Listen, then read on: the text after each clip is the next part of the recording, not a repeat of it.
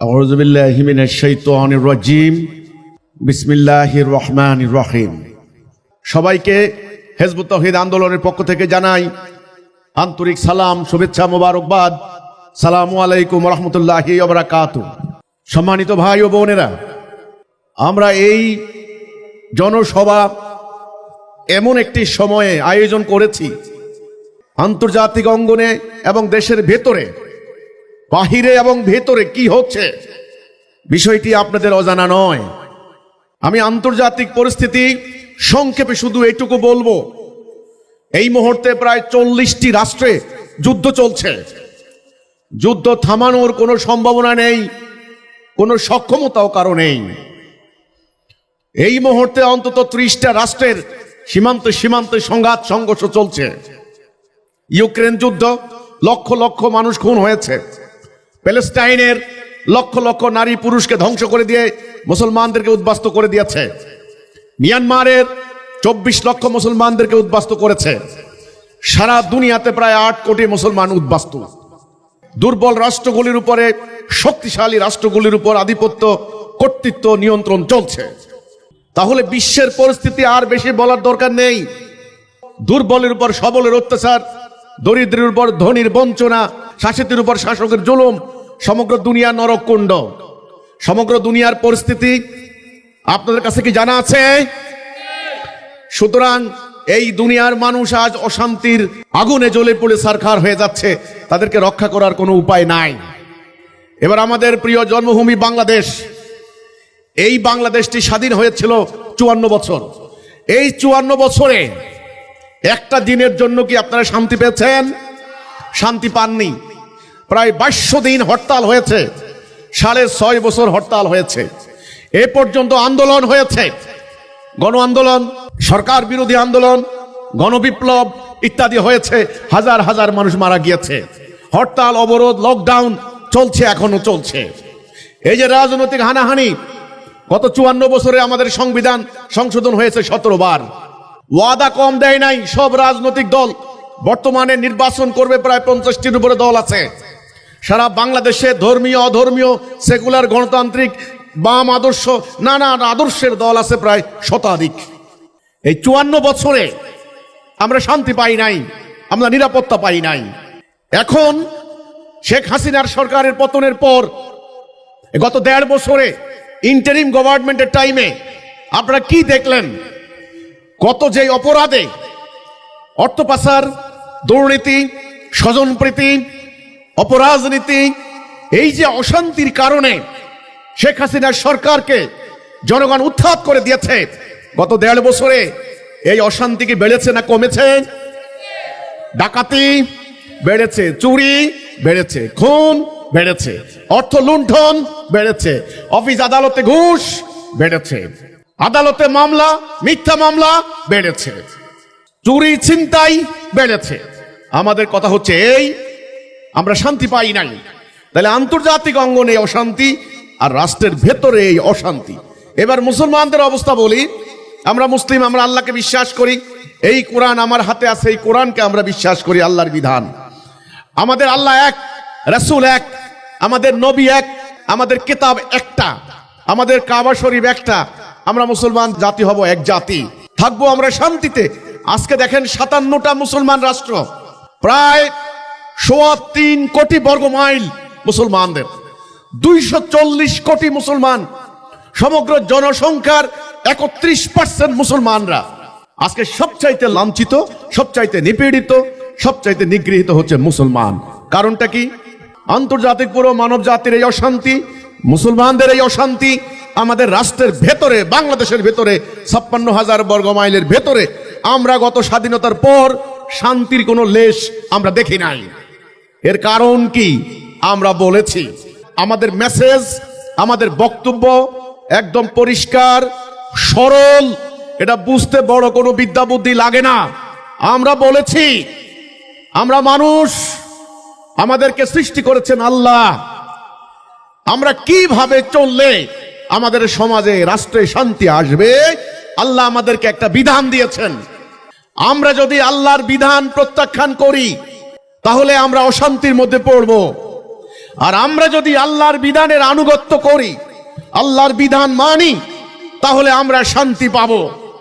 শান্তির একমাত্র গ্যারান্টি হচ্ছে আল্লাহর বিধান, আল্লাহর হুকুম, আল্লাহর আইন। আজকে বিশ্ব ব্যবস্থা, সারা দুনিয়ার মানুষ কি আল্লাহর বিধান মানে? আল্লাহর আনুগত্য করে না, এজন্য অশান্তির মধ্যে পড়েছে। আর এই মুসলমান, তারা কি তাদের রাষ্ট্র, অর্থনীতি, কোর্ট কাছারি, আদালত, তারা কি আল্লাহর কোরআনের আইনে চালায় না? তাহলে তারা কি শান্তি পাবে না। এই হচ্ছে মেইন কথা। মানুষ যতক্ষণ আল্লাহর হুকুমের আনুগত্য না করবে, ততক্ষণ মানুষ শান্তি পাবে না। এই কথাটা আপনাদেরকে একদম পরিষ্কার করে বুঝতে হবে। সম্মানিত ভাইয়েরা এবং বোনেরা, ইসলাম সম্পর্কে সম্যক ধারণা, কম্প্রিহেন্সিভ কনসেপ্ট না থাকলে ইসলাম নিয়ে আপনারা কাজ করতে পারবেন না। যদি সমাজের অবস্থা পরিবর্তন করতে হয়, মানব জাতিকে শান্তি দিতে হয়, তিনটা জিনিস আপনাকে অনিবার্য রূপে ধারণ করতে হবে। এক নাম্বার, আপনাকে জ্ঞান অর্জন করতে হবে। জ্ঞান, ইসলামের জ্ঞান, দুনিয়ার জ্ঞান। ইসলাম কি, ইসলাম কেন, ইসলাম কিভাবে প্রতিষ্ঠা করবেন, এই জ্ঞান আপনার লাগবে। অর্থাৎ ইসলাম সম্পর্কে আকীদা, ধারণা, জ্ঞান এক নাম্বার। দুই নাম্বার, শুধু জ্ঞান দিয়ে হবে না, চরিত্র ধারণ করতে হবে। চরিত্র, অ্যাট্রিবিউটস, গুণাবলী, মুমিনের চরিত্র না হলে আপনি দিন প্রতিষ্ঠা করতে পারবেন না। তিন নম্বরে লাগবে সংগ্রাম, জান এবং মাল, আপনার যা কিছু আছে তাই দিয়ে আপনাকে প্রাণান্তকর সংগ্রাম করতে হবে। এই তিনটা জিনিস ছাড়া আপনি মানুষের, সমাজের কোনো কল্যাণ করতে পারবেন না। এক নম্বরে কি লাগবে? জ্ঞান, দিন সম্পর্কে, দুনিয়া সম্পর্কে আপনাকে জানতে হবে, বুঝতে হবে। দুই নম্বরে লাগবে আপনার চরিত্র। তিন নম্বরে লাগবে সংগ্রাম, জিহাদ। এই সংগ্রাম ছাড়া দিন প্রতিষ্ঠা হবে না। আমি আপনাদেরকে বলতে চাই, ইসলাম কি জন্যে, কেন, এই সম্পর্কে যদি আমাদের আকীদা ভুল হয়, আমাদের ঈমান কিন্তু ভুল হয়ে যাবে। ইসলামের তিনটি পরিভাষা জানতে হবে: আকীদা, ঈমান এবং আমল। এই তিনটা জিনিস। আকীদা ভুল হলে ঈমান ভুল, ঈমান ভুল হলে আমল কিন্তু ভুল হয়ে যাবে। আমার হাতে একটা ঘড়ি আছে, এর উদ্দেশ্য কি আপনারা বলেন? সময় দেওয়া। এটা যদি সময় না দেয়, এই ঘড়ির কোনো দাম আছে? তাহলে আমার হাতে এই বস্তুটার নাম কি? ঘড়ি। এর উদ্দেশ্য কি? সময় দেওয়া। এই যে আগে ভালো করে জানলেন, এটা জানার নাম কিন্তু আকীদা। আপনাদের পাশে একটা ফ্যান আছে, ফ্যানের উদ্দেশ্য কি? বাতাস দেওয়া। আপনারা যে গাড়িতে করে আসলেন, গাড়িতে যখন বসলেন, তখন আপনি বুঝছেন এই গাড়ি আপনাকে গন্তব্যে নিয়ে যাবে। তাহলে গাড়ির উদ্দেশ্য কি? গন্তব্যে নিয়ে যাওয়া। এখন গাড়ি যদি আপনাকে গন্তব্যে নিতে না পারে, দুনিয়ার সবচেয়ে বড় দামি গাড়ি হলেও এর কোনো মূল্য আছে? যেই কোম্পানি গাড়িটি বানিয়েছেন, এই কোম্পানি বানানোর কোনো অর্থ আছে? তাহলে আপনি জানলেন গাড়ি হচ্ছে আপনাকে এক জায়গা থেকে আরেক জায়গায় নেওয়ার জন্য। কিন্তু এই কোরআন তাহলে কি জন্যে? এই কোরআনের কি উদ্দেশ্য আছে না? এই কোরআন কি জন্য আল্লাহ নাজিল করেছেন? এর একটা উদ্দেশ্য আছে না? আল্লাহ নবীকে আল্লাহ কেন পাঠিয়েছেন? এর একটা উদ্দেশ্য আছে না? আপনার জীবনের একটা উদ্দেশ্য আছে না? আমি আজকে তিনটা বিষয় বলবো: আপনার জীবনের উদ্দেশ্য, নবীর আগমনের উদ্দেশ্য এবং এই পবিত্র কোরআন নাজিলের উদ্দেশ্য। উদ্দেশ্য আগে জানেন। উদ্দেশ্য যদি ভুল হয়, আপনার আমল কিন্তু ভুল হয়ে যাবে। ধরেন আমি একটা উদাহরণ দিলাম, আপনি একটা কলম বানানো হলো, কলমের উদ্দেশ্য কি? লেখা। আপনি উদ্দেশ্য জানলেন না, কেউ আপনাকে ভুল বুঝাইলো যে এই কলম পকেটে রাখো, মানুষের মাথায় মারবা। ভুল হলো না? মাথায় আঘাত করা এটা একটা আমল, আমলটা ভুল হলো না? তাহলে আমল করার আগে কি করতে হবে?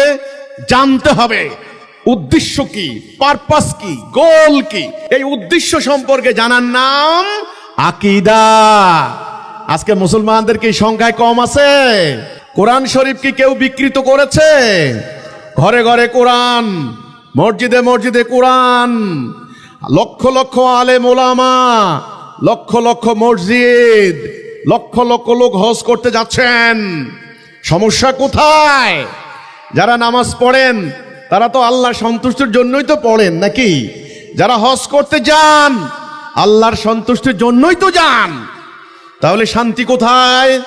ইসলাম শব্দের অর্থ কি? শান্তি কোথায়? আজকে শান্তি নেই কেন? কেন আজ অশান্তির আগুনে জ্বলে পড়ে ছারখার হয়ে যাচ্ছে এই পবিত্র কোরআনের ধারক, এই পবিত্র কোরআনকে যারা মুখস্থ করছে সেই মুসলমান জাতি? আজকে 240 কোটি মুসলমান, প্রতিটা রাষ্ট্রে আজকে মুসলমানরাই বেশি অশান্তির আগুনে জ্বলে পড়ে ছারখার হয়ে যাচ্ছে। তাহলে মসজিদ বানানোর আগে জানতে হবে মসজিদের উদ্দেশ্য কি। এই কোরআন ধরার আগে বুঝতে হবে কোরআনের উদ্দেশ্য কি। নবীর প্রতি ঈমান আনবেন। নবীর সাহাবীরা বুঝতেন নবীর কাজ কি, নবী আগমনের উদ্দেশ্য কি।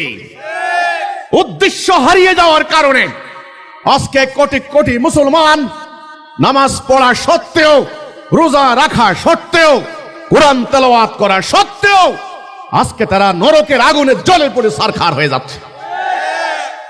উদ্দেশ্য এক নাম্বার, আমার জীবনের উদ্দেশ্য।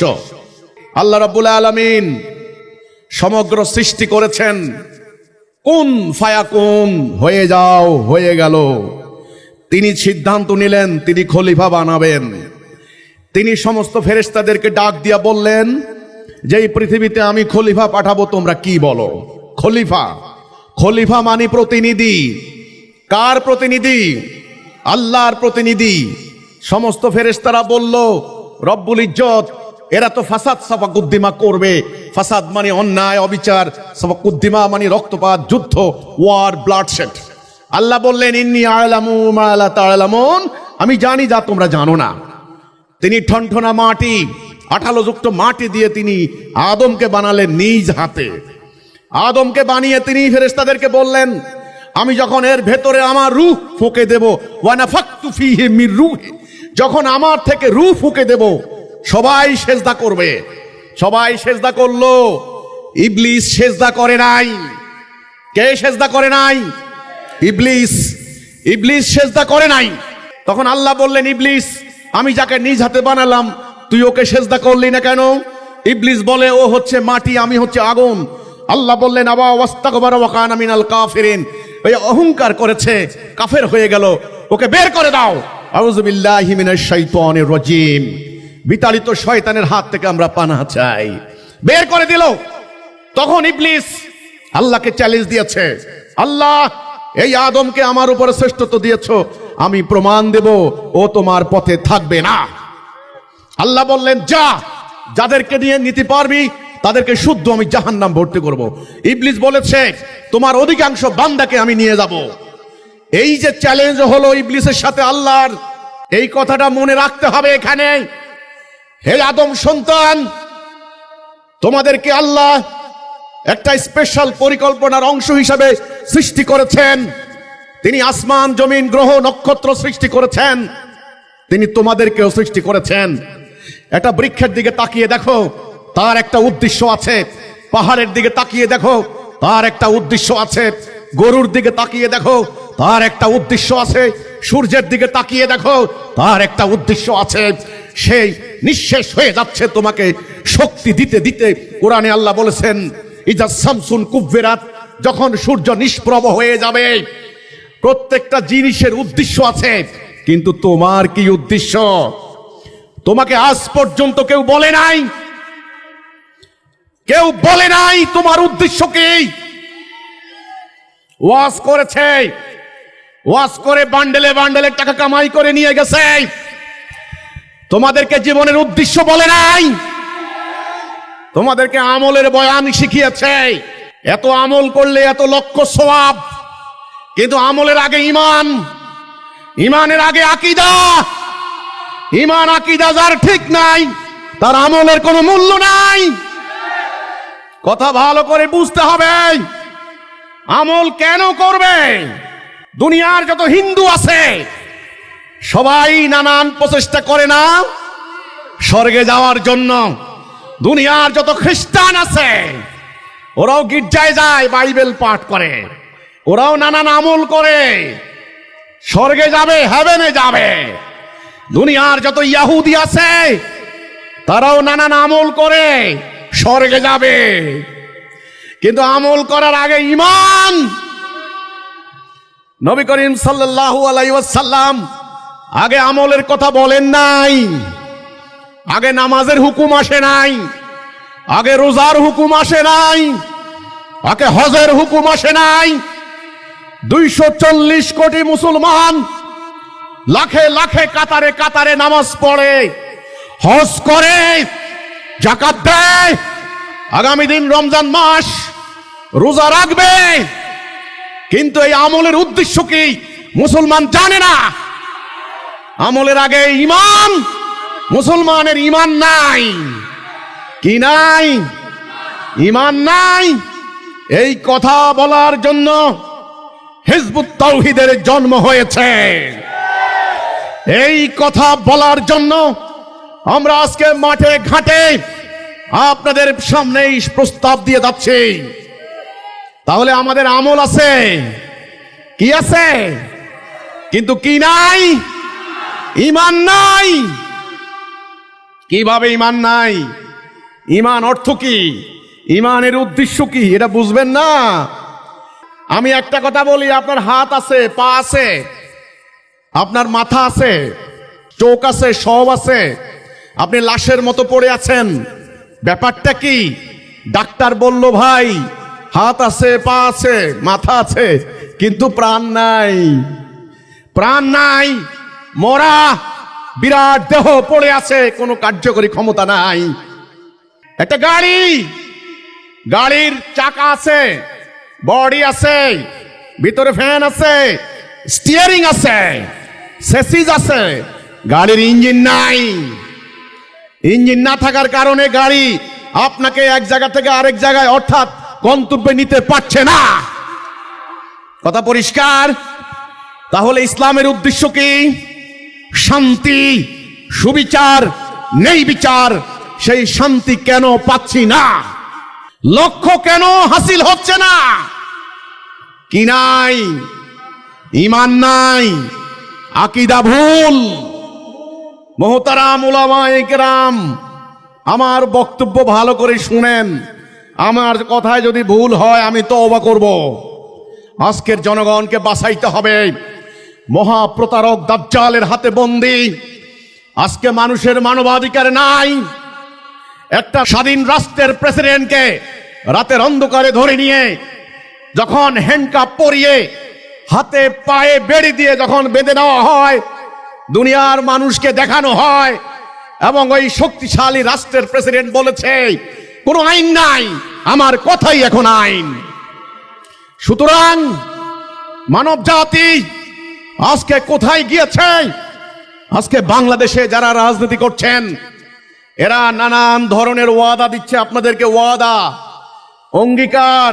বিভিন্ন কোম্পানি অফার দেয় না, অফার, এটা দিব, এটা দিব, এটা দিব, নানান ধরনের অফার দিচ্ছে। ছলনা, ছলনা, প্রতারণা, প্রতারণা। এই ধরনের রাজনৈতিক ওয়াদার কোনো মূল্য নাই। এই ধরনের ছলনা আমরা এ পর্যন্ত প্রতারিত হয়েছি। আরো প্রতারিত হতে চান? হে মানুষ, হে বাংলাদেশের মানুষ, আজকে তোমরা এই হিজবুত তাওহীদ আন্দোলনের বক্তব্য ভালো করে শোনো। তোমরা বাঁচবে। আমরা এর বিনিময়ে তোমাদের কাছ থেকে কোনো টাকা দাবি করি না। নিজের গাড়ির তেল পুড়িয়ে এসেছি। আপনারা যারা এসেছেন নিজের ঘরে খেয়েছেন, নিজের টাকা খরচ করে বাসের ভাড়া দিয়ে এসেছেন। আপনাদেরকে কেউ টাকা অফার করেছে?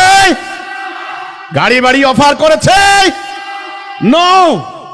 এই জন্য বলতে চাই, আজকে মুসলমান, এই কোরআন নাযিল হয়েছে মানব জাতিকে গাইড দেবে। এটা বলা হয়েছে লা রাইবা ফিহি হুদাল লিল মুত্তাকিন, মুত্তাকিদের জন্য হেদায়েত। এই কোরআন দিয়ে এক সময় মুসলমান জাতি জ্ঞানে, বিজ্ঞানে, সামরিক শক্তিতে, নতুন নতুন বৈজ্ঞানিক প্রযুক্তিতে দুনিয়াকে লিড দিয়েছিল। আজকে কোরআনের অনুসারী মুসলমান নিজেরাই ভিক্ষুকের জাতি। নিজেরাই খণ্ড খণ্ড হয়ে গিয়েছে।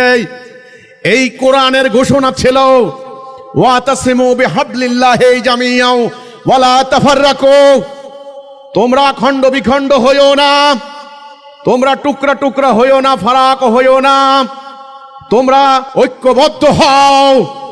এটা কোরআনের নির্দেশ।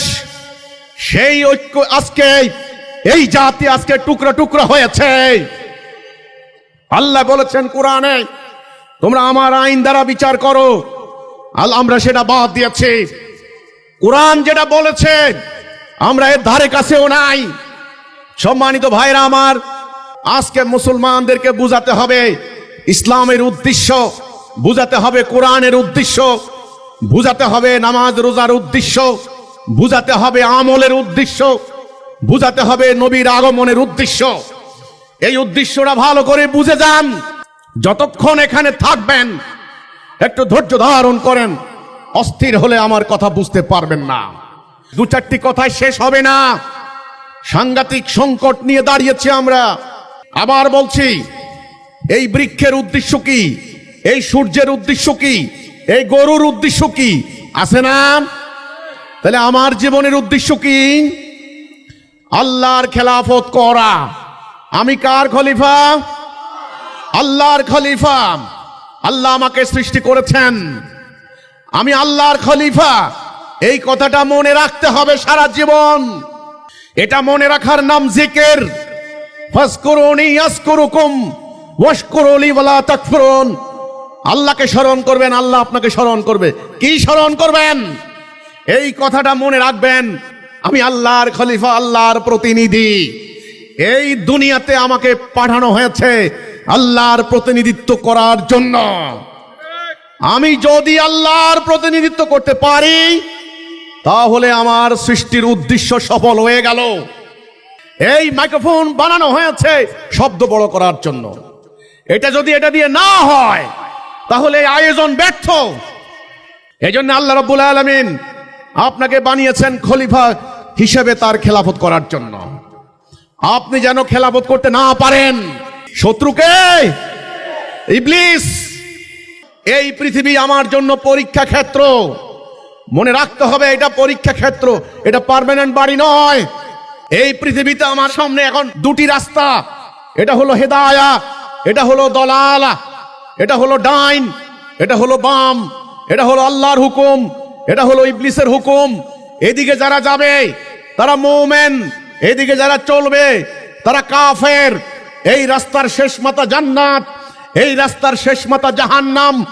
এই দুনিয়াতে আপনি যতদিন থাকবেন মনে রাখবেন আপনার সামনে এখন দুটি রাস্তা। সূরা ফাতিহার মধ্যে প্রতি ওয়াক্ত নামাজে আমরা এটা মনে করি, আল্লাহ আমাদেরকে পড়ান ইহদিনাস সিরাতাল মুস্তাকিম। আল্লাহ সিরাতাল মুস্তাকিমে আমাদেরকে হেদায়েত দাও, গায়রিল মাগদুবি আলাইহিম ওয়ালাদ-দাল্লিন। আল্লাহ দলালাতে যাব না। ওখানে যারা যায় তাদের উপরে গজব পড়ে, তারা লাঞ্ছিত হয়, তারা জাহান্নামে যায়। দুটি রাস্তা, একটা হলো আল্লাহর দেওয়া সিরাতুল মুস্তাকিম, আর একটা ইবলিস তৈরি করবে দলালা। এখন আপনি কোন দিকে যাবেন সিদ্ধান্ত আপনার। সিদ্ধান্ত কার? এই সিদ্ধান্তের উপর নির্ভর করবে আপনি দুনিয়া থেকে শান্তি পাবেন না অশান্তির মধ্যে পড়বেন, পরকালে জান্নাতে যাবেন না জাহান্নামে যাবেন। সিদ্ধান্ত। আপনি যখন এই বিশ্ব রোডে উঠলেন, এই দিকে ঢাকা, এই দিকে খুলনা, আপনি কোন দিকে যাবেন সিদ্ধান্ত নেন। যদি আপনি বলেন আমি ঢাকায় যাব, তাহলে আপনাকে সঠিক রাস্তায় উঠতে হবে। রাস্তা যদি ভুল হয় কোনোদিন গন্তব্যে পৌঁছতে পারবেন না। তাহলে হিন্দু কোথায় যাইতে চায়? স্বর্গে। রাস্তা ভুল হলে জীবনেও স্বর্গে যাওয়া যাবে না। খ্রিস্টানে কোথায় যাইতে চায়? হেভেনে। রাস্তা ভুল হইলে কোথাও যাইতে পারবেন না। মুসলমান কোথায় যাইতে চায়? জান্নাতে। জান্নাতে যাওয়ার জন্য বিভিন্ন পীরের মাজারে যায়, বিভিন্ন দলের টিকিট নেয়, বিভিন্ন ধর্মীয় দলে ভোট দেয়। ধর্মপ্রাণ মানুষ কি সবাই টাকার জন্য করে এগুলি? জান্নাতের আশায়, জান্নাত প্রত্যাশী, জান্নাত পিয়াসী, জান্নাতের কামনাকারী সমস্ত মোমেন মোমেনা ভাই বোনদেরকে বলতে চাই, জান্নাতে যাওয়ার জন্য দরকার হেদায়া। হেদায়া মানে সঠিক পথ, রাইট ডাইরেকশন। আলহামদুলিল্লাহ, আল্লাহর শুকর, আল্লাহ রাব্বুল আলামিন হিজবুত তাওহীদ আন্দোলনের মাধ্যমে, জামানার ইমামের মাধ্যমে আল্লাহ আমাদেরকে হেদায়া দান করেছেন। তিনি হলেন আমাদের আন্দোলনের প্রতিষ্ঠাতা, জামানার ইমাম, টাঙ্গাইলের ঐতিহ্যবাহী জমিদার পন্নী পরিবারের উত্তরসূরি জনাব মোহাম্মদ বাইজিদ খান পন্নী। আজকে তিনি দুনিয়াতে নাই, তিনি ইন্তেকাল করেছেন 2012 সালে। ওনার ইন্তেকালের পর আমার মতো গুনাহাগার সাধারণ মানুষ, আমি আজ এই কলেমার পতাকা নিয়ে, হেদায়েতের বাণী নিয়ে, তাওহীদের এই পথ নিয়ে আজকে বাংলাদেশের দাঁড়ে দাঁড়ে আমি ঘুরে বেড়াচ্ছি। কাজেই সম্মানিত ভাইরা আমার, তাহলে আমরা কোথায় যেতে চাই? জান্নাতে। জান্নাতে যেতে কি লাগবে? হেদায়া। জান্নাতে যাওয়ার জন্য হেদায়া দিবেন কে? আল্লাহ সুবহানাহু ওয়া তাআলা। আমরা যেন জান্নাতে যেতে না পারি আর একটা রাস্তা তৈরি করবে ইবলিস, ওটার নাম দলালা। তাহলে জাহান্নামের রাস্তা কোনটা? দলালা। মানুষ কয় প্রকার? 2 প্রকার, মোমেন, কাফের। সাদা, কালো, ন্যায়, অন্যায়। এখন আপনি বলেন, আল্লাহ আপনাকে ব্রেন দিয়েছেন, ব্রেন দিয়ে চিন্তা করবেন। আল্লাহ আপনাকে দৃষ্টি দিয়েছেন, দৃষ্টি দিয়ে দেখবেন। কোরআনে আল্লাহ বলেছেন দেখো, দেখো, শোনো, বিচার বিশ্লেষণ করো, হৃদয় দিয়ে উপলব্ধি করো। আপনি দেখবেন, শুনবেন, উপলব্ধি করবেন, এরপরে আপনি সিদ্ধান্ত নেবেন আপনি কি ডান দিকে যাবেন নাকি বাম দিকে যাবেন। এবার আমি আপনাদেরকে প্রশ্ন রাখতে চাই, আপনারা কি ডান দিকে যেতে চান না বাম দিকে? আপনারা কি মোমেন হবেন না কাফের? আপনারা কি আল্লাহর খেলাফত করবেন না ইবলিস? আল্লাহর আনুগত্য করবেন নাকি ইবলিসের আনুগত্য করবেন? জান্নাতে যেতে চান না জাহান্নামে যেতে চান? টু আন্ডারস্ট্যান্ড এভরিথিং ক্লিয়ারলি, ভালো করে বুঝতে হবে। What to do, why to do, and how to do. কি চাই, কেন চাই, কিভাবে চাই, ভালো করে বুঝতে হবে। আমি আবার বলছি, পবিত্র কোরআন বলে, সূরা বনী ইসরাইল 17 নম্বর সূরা 36 নম্বর আয়াত, যেই সম্পর্কে তোমার কোনো জ্ঞান নাই এর অনুসরণ করো না। গণভোট, গণভোট দিবা, পাবলিক সংস্কার সম্পর্কে জানো কিছু? গণভোট কিসের উপরে জানো কিছু? কিন্তু আল্লাহ যে কোরআনে বলেছেন যেই সম্পর্কে তোমার জ্ঞান নাই অনুসরণ করবে না। আল্লাহ কোন বোকা মানুষের ইবাদত কামনা করেন না। তিনি বলেছেন আমার আনুগত্য করবে বুঝে শুনে। আমি যুক্তির বাহিরে সৃষ্টি করি নাই। তোমাকে আমি গরুর মগজ দেই নাই কেজি 200 টাকা। তুমি আমার খলিফা, তোমার ভিতরে আমার রূহ আছে, তুমি আমার স্পেশাল ক্রিয়েশন, আমি নিজ হাতে বানিয়েছি তোমাকে। কাজেই তোমরা ইবলিসের প্ররোচনায় তোমরা গরু ছাগলের মতো আমরা হয়ে যেতে পারি না। তখন আল্লাহ বললেন উলাইকা কাল আনাম বাল হুম আদল, এরা হবে পশু, না পশুর থেকেও নিকৃষ্ট। কারণ সুম্মুন বুকমুন উমিয়ুন ফাহুম লা ইয়ারজিউন, চোখ দিছি দেখে নাই, কান দিছি শুনে নাই, হৃদয় দিয়েছি উপলব্ধি করে নাই। আদম সন্তান নিজের শ্রেষ্ঠত্ব সম্পর্কে বুঝো। তাহলে আমরা সিদ্ধান্ত নিলাম, আমরা কি জান্নাতে যাব না জাহান্নাম যাব? আমরা কি আল্লাহর ইবাদত করব না শয়তানের ইবাদত করব? আমরা কি দুনিয়াতে শান্তি চাই না অশান্তি চাই? তাহলে মুহতারাম ভাইরা আমার, একটা সিদ্ধান্ত নিতে হবে। সেই সিদ্ধান্তের নাম হলো কলেমাতুত তাইয়্যিবা, কলেমাতুত তাওহীদ, লা ইলাহা ইল্লাল্লাহ মুহাম্মাদুর রাসূলুল্লাহ। এইটা হলো ইসলামের শুরু। ইসলামের শুরু নামাজ দিয়ে না, ইসলামের শুরু রোজা দিয়া না, নবীর নবুয়তির 23 বছর, 23 বছরের মক্কার জীবনকে বলা হয় মাক্কি জীবন। 13 বছর, এই 13 বছর তিনি কিসের দিকে ডাক দিছেন? নামাজের দিকে? নো, তাওহীদের দিকে, ঈমানের দিকে। তিনি বলেছেন তোমরা বলো লা ইলাহা ইল্লাল্লাহ। এটা একটা আরবি বাক্য, এর একটা বাংলা মিনিং আছে না? এটা বুঝবেন না? না বুঝে তো কোনো কাজ করা যাবে না।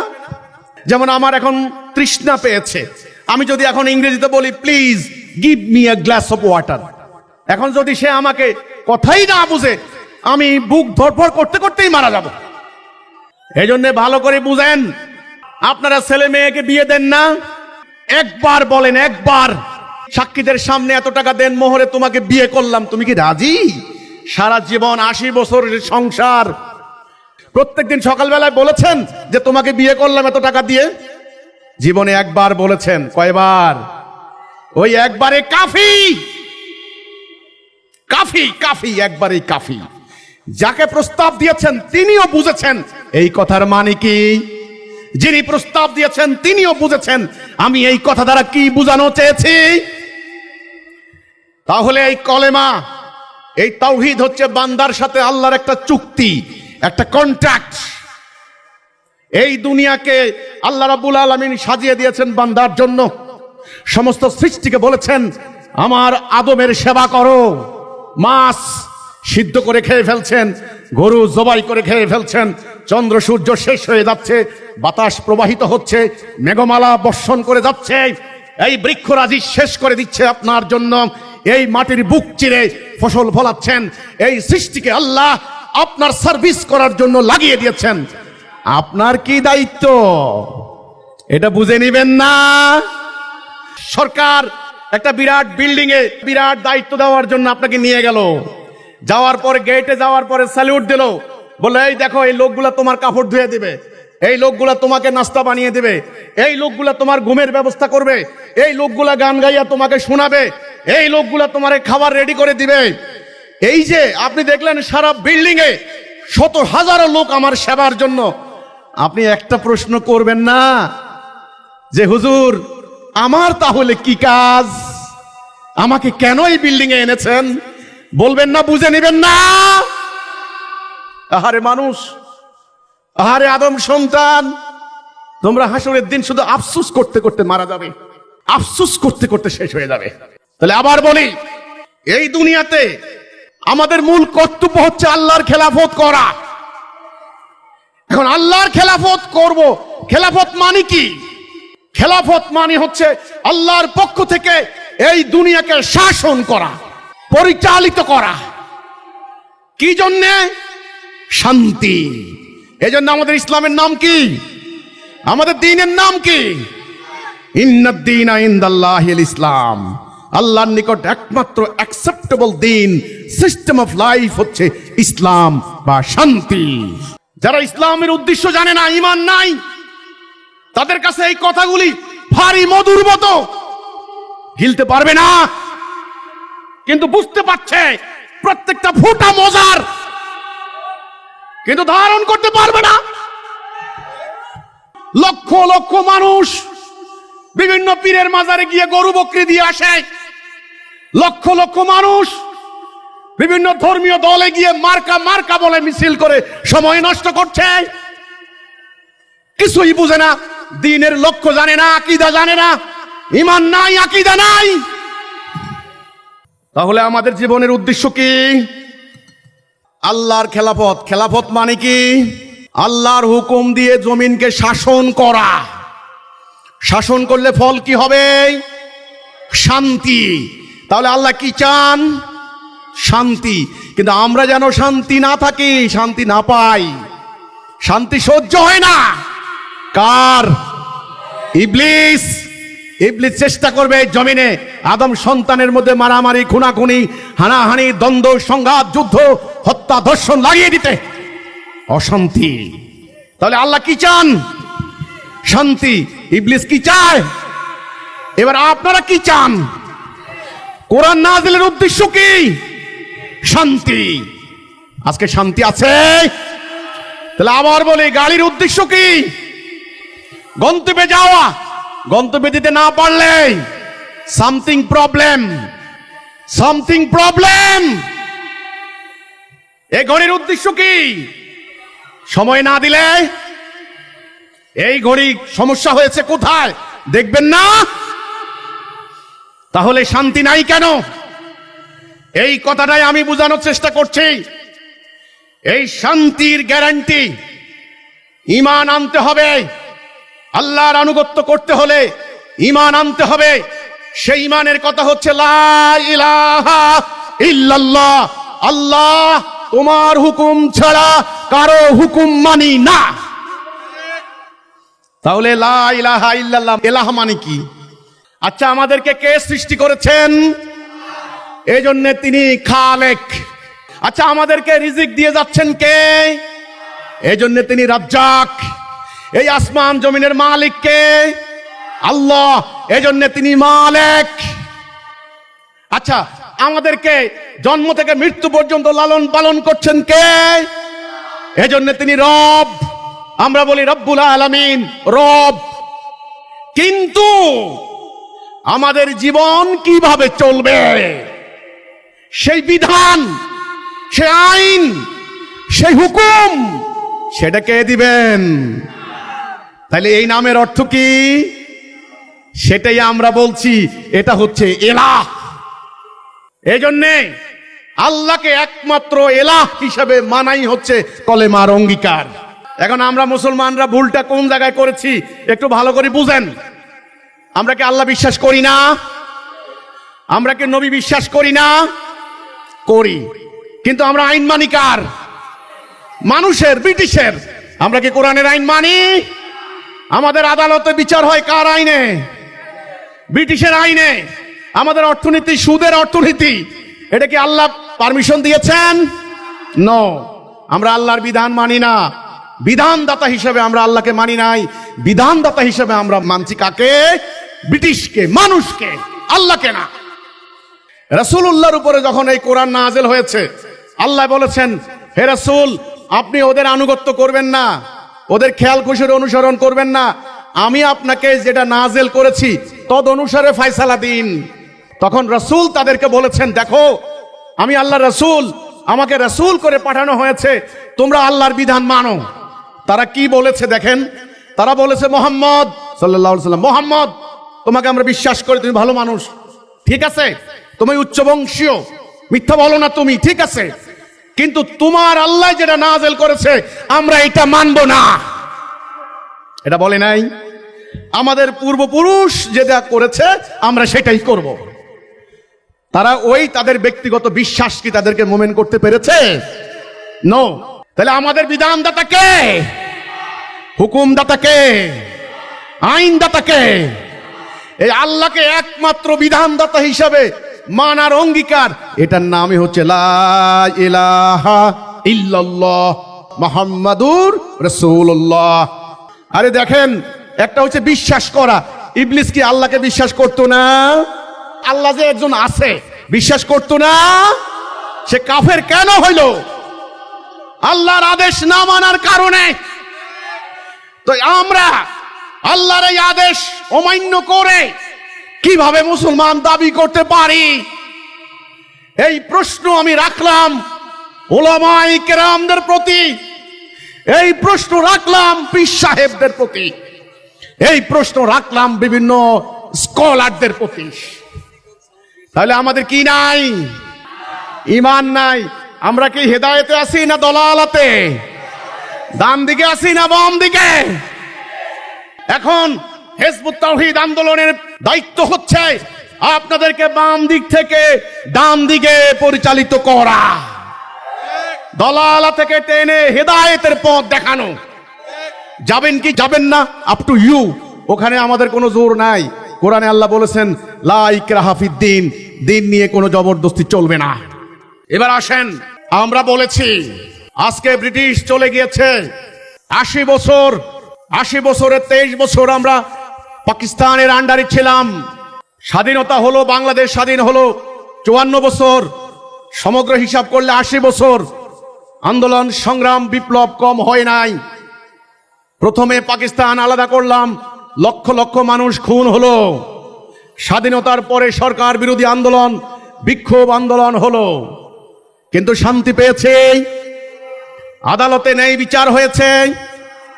এই সময়ে বাংলাদেশে ৪৫ লক্ষ মামলা পেন্ডিং। যার টাকা নাই, আদালতে তার কোনো বিচার নাই। 1 ডিসিম জমির জন্য মামলা করতে যান, আপনাকে ফকির বানিয়ে দেবে, কোনো রায় পাবেন না। টাকার বান্ডেল নিয়ে আপনি আদালতে যাবেন, শুরু হবে ঘাটে ঘাটে টাকা খরচ, শেষে বিকেল বেলায় সন্ধ্যাবেলায় আপনি কলা রুটি খেয়ে আদালত থেকে আসতে হবে, আপনার ভাগ্যে মাছ মাংস জুটবে না। ওইটা উকিল মুহুরি থেকে শুরু করে আদালতের কর্মরত কেউ আর বাদ থাকে না বোয়াল মাছের মতো আপনার টাকা খাওয়ার জন্য। এই বিচার ব্যবস্থা আপনাদেরকে শান্তি দিতে পারে নাই। আজকের যে রাজনীতি, এই হানাহানি রাজনীতি, কয়দিন পর পর ইলেকশন হবে, ইলেকশন। গত আওয়ামী লীগ সরকার 3টা ইলেকশনে 10,000 কোটি টাকা খরচ করেছে, কিন্তু ইলেকশন হয়েছে কি হয়েছে আপনারা জানেন? এই ভাওতাবাজির রাজনীতি। ইন্টারিম বলেছেন খুব উৎসব মুখর পরিবেশে পুরো জাতি নাকি উৎসব করবে। সারা দেশের পরিস্থিতি, সকল দলকে মাঠে নামার পারমিশন 1 সপ্তাহ হয় নাই, সারা দেশে উৎসব শুরু হয়েছে। এটা উৎসব নয়, এটা মহোৎসব। মারামারির মহোৎসব, খুনাখুনির মহোৎসব, কালো টাকায় প্রতিসব মানুষের হৃদয় অন্ধকার করে দিচ্ছে।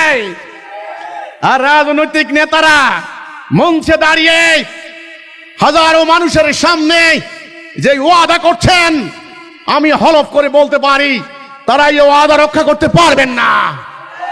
এটা রাজনৈতিক ওয়াদা, জনগণ জানে এই ওয়াদার কোনো মূল্য নাই।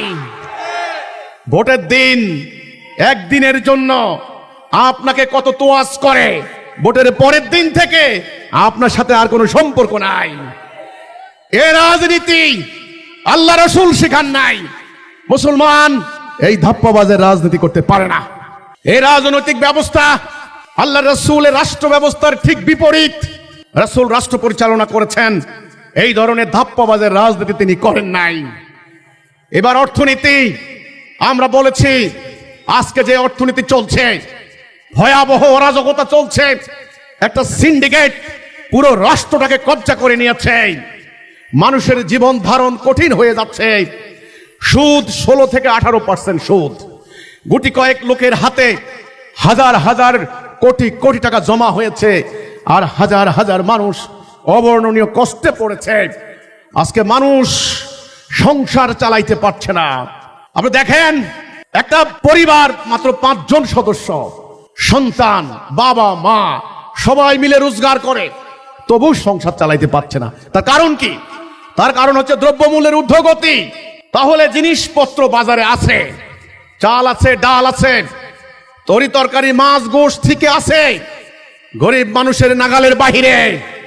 এক সরকার বলেছিল 10 টাকা কেজির চাল দেবে, আমরা 80 টাকাও খেতে হয়েছে। কাজেই এ রাজনীতি ধাপ্পাবাজের রাজনীতি। এ রাজনীতি আপনাদেরকে মুক্তি দিতে পারবে না। এই অর্থনীতি সুদ ভিত্তিক অর্থনীতি, পুঁজিবাদী অর্থনীতি, এটাকে বলা হয় ক্যাপিটালিজম। সাধারণ মানুষ আপনারা ক্যাপিটালিজম বুঝবেন না। সহজ ভাষায় বলি, দেশের সমুদয় সম্পত্তি বিভিন্ন কায়দায়, বিভিন্ন কলা কানুন দিয়ে, বিভিন্ন লাইন চ্যানেল সৃষ্টি করে গুটি কয়েক লোকের কাছে এগুলি জমা করা হয়। আর এই গুটি কয়েক ধনপতি, শিল্পপতি, এরা মাসেল ম্যান, এরা মানিক ম্যান, এরা দেশের রাজনীতি কন্ট্রোল করে, টাকা দিয়ে নমিনেশন কিনে, এরা মিডিয়া কন্ট্রোল করে, এরা প্রশাসন কন্ট্রোল করে, এরা অর্থনীতি কন্ট্রোল করে, এরা পার্লামেন্টে পলিসি মেকিং করে, এরা পলিসি মেকার। কিভাবে রাষ্ট্র চলবে এরা ঠিক করে। এই যে গুটি কয়েক লোক কোটি কোটি অধিকাংশ লোককে বঞ্চিত করে, যেই ব্যবস্থার মধ্য দিয়ে কিছু লোক কোটি কোটি টাকার মালিক হয়ে যায়, এই ব্যবস্থার নাম হচ্ছে ক্যাপিটালিজম। এই ক্যাপিটালিজম হারাম করেছেন আল্লাহ, অর্থ যেন জমা করতে না হয়, এজন্য আল্লাহ সুদ হারাম করেছেন। শুয়োর হারাম। আপনারা শুয়োরকে ঘৃণা করেন, সুদ কি? কিন্তু রাষ্ট্রে কিভাবে সুদ চলে কোনো কথা নাই। এই সুদ ভিত্তিক অর্থনীতি আপনাদেরকে দ্রব্যমূল্যের দাম কমাইতে পারবে না। এই সুদ ভিত্তিক অর্থনীতি বাজারের সিন্ডিকেট বন্ধ করতে পারে না। আমার কৃষক, আপনারা দিন রাত পরিশ্রম করে কৃষি পণ্য ফলাচ্ছেন, পণ্যের দাম পাচ্ছেন। 10 টাকার আলু ঢাকা শহরে 70 টাকা হয় কি করে? বাকি 60 টাকা কার পকেটে যায়? সিন্ডিকেট।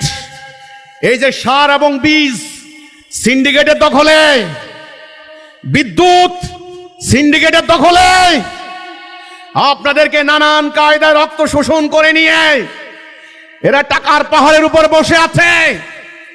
এই টাকা বাংলাদেশে রাখে নাই, সুইস ব্যাংকে পাঠিয়েছে, কানাডায় বেগম পাড়া করেছে, সিঙ্গাপুরে ব্যবসা খুলেছে, দুবাইয়ে ফ্ল্যাট কিনেছে, লন্ডনে বাড়ি করেছে, দিল্লিতে পাচার করেছে। এই কৃষক, তোমাদের আলুর টাকা, তোমাদের ধানের টাকা, তোমাদের গমের টাকা এই সিন্ডিকেট লুণ্ঠন করছে। আর তোমার স্ত্রীর চিকিৎসার টাকা তুমি মিটাইতে পারছো না, তোমার সন্তানের চিকিৎসার জন্য উন্নত চিকিৎসা নিতে পারছো না, তোমার সন্তানকে ভালো প্রতিষ্ঠানে পড়ালেখা করাইতে পারছো না। তুমি বাজারে গিয়ে ইলিশ মাছ পাবে না, তোমার পদ্মার ইলিশ খাবে ওই পারের দাদা বাবুরা, কারণ তোমার ইলিশ তোমার কিসমতে নাই। আজকে তোমাদেরকে এইভাবে বঞ্চিত করা হয়েছে, এইভাবে অধিকার ধ্বংস করা হয়েছে। এইবার যারা শ্রমিক আছেন, শ্রমিক, আপনারা কি আপনার অধিকার পাচ্ছেন? অধিকার দিয়েছে? দেয় নাই। আপনি কাজ করে আপনার সংসার চালানোর জন্য কাজ করেন, 5 ঘন্টায় যথেষ্ট, বেতন পাবেন 20,000, আপনাকে টাকা দেয় 2,000। আপনাকে 12 ঘন্টা খাটানো হয়, এই যে অতিরিক্ত মূল্য এটা জমা হয়ে যায় আপনার মালিক শ্রেণীর কাছে। তারা রাষ্ট্রের মালিক, তারা অর্থনীতির মালিক, তারা বন্দুকের মালিক, তারা বুলেটের মালিক। তুমি যখন তোমার অধিকারের জন্য রাস্তায় নামবে, তোমার বুকে গুলি চালানো হবে। তোমার অধিকার বলার মতো পত্রিকা নাই, কারণ তারা মিডিয়া কিনে নিয়েছে। মিডিয়া তাদের, সরকার তাদের, ডিপ স্টেট তাদের। আর তুমি ওই ভারী লোহার চাকা ঘুরাইতে ঘুরাইতে তোমার কলিজা পানি করে ফেলেছো। হে কৃষক শ্রমিক, তুমি বেলালের উত্তরাধিকার, তুমি আম্মারের উত্তরাধিকার। তোমাকে লড়াই করতে হবে এখন আল্লাহর দ্বীন প্রতিষ্ঠার জন্য। আল্লাহ রাসূল বিপ্লব করেছেন। বিপ্লবের মন্ত্র কি ছিল? লা ইলাহা ইল্লাল্লাহ। রাসূল দেখেছেন ওই মক্কার মানুষগুলি কৃষক শ্রমিক কৃতদাস, পেটে ভাত নাই, পরনে কাপড় নাই, সমাজে ইজ্জত নাই, কথা বলার স্বাধীনতা পায় নাই। তখন এই মানুষগুলি নিপীড়িত হচ্ছিল মক্কার ওই সমাজে আবু জাহেলদের কন্ট্রোলে। রাসূল দেখলেন এদেরকে মুক্তি দিতে হলে একটা মাত্র মন্ত্র লাগবে, সেটা হচ্ছে লা ইলাহা ইল্লাল্লাহ মুহাম্মাদুর রাসূলুল্লাহ। আল্লাহর বিধান ছাড়া কারো বিধান মানি না। বিপ্লব এত সহজ নয়। রাসূল যখন এই বিপ্লবের মন্ত্র দিলেন, ওই নিপীড়িত বেলাল, ওই নির্যাতিত বেলাল, ওই আম্মার, ওই খাব্বাব, ওই সোয়ায়েব, এরা তখন বিপ্লবের পতাকা ধারণ করলেন, ঈমান আনলেন। ঈমান আনার পর তাদের উপরে কি অবর্ণনীয় অত্যাচার হয়েছে আপনারা জানেন। তাহলে কৃষক শ্রমিক জনতা পরিবর্তন করতে হবে, না হলে আপনাদের মুক্তি আসবে না। এই রাজনৈতিক ভাওতাবাজি আপনাদের মুক্তি আসবে না। আমরা বলেছি এই চলমান বিদ্যমান এই ব্যবস্থা, এই সিস্টেম, এই বন্দোবস্ত যেটা দিয়ে আমাদের রাষ্ট্র চলে, সামরিক বাহিনী চলে, আদালত চলে, অর্থনীতি চলে, যেটা দিয়ে আমদানি রপ্তানি চলে, রাষ্ট্রের আইন কানুন সচিবালয় চলে, শিক্ষা ব্যবস্থা চলে, অর্থাৎ চলমান বিদ্যমান এই ব্যবস্থা ঔপনিবেশিক যুগের ব্রিটিশ আমলের দেওয়া, এটা আল্লাহর দেওয়া ব্যবস্থা নয়। এই ব্যবস্থা আমাদেরকে শান্তি দিতে পারবে না। এখন থেকে এটা বাদ দিতে হবে। আপনারা কি এটা বাদ দিতে চান? এটা বাদ দেব দুটি কারণে। এক নাম্বার, এটা আমাদের ঈমানি বাধ্যবাধকতা। আমরা ঈমান এনেছি আল্লাহর প্রতি। আমরা বিশ্বাস করেছি যেই আল্লাহ আমাকে সৃষ্টি করেছেন সেই আল্লাহর আদেশ মানা আমার জন্য ফরজ। যারা কোরআনকে আল্লাহর আদেশ মনে করেন তারা সেটা মান্য করবেন না, নাকি শুধু মুখস্থ করে করে জান্নাত চলে যাবেন? আমাদের আলেমরা এখন এই কথা বলে না। আজকে কোরআন মুখস্থ করা হচ্ছে, বান্ডেলে বান্ডেলে টাকা কামাই করা হচ্ছে, কিন্তু এই কোরআনকে কার্যকরী করে মানুষের সমাজে শান্তি আনার কথা আলেমরা বলেন না। এটা আমার অভিযোগ। তাহলে দুটি কারণে আমরা বর্তমান ব্যবস্থা বাদ দিতে হবে। নাম্বার ওয়ান, এটা আল্লাহর দেওয়া নয়, এটা মানুষের তৈরি করা।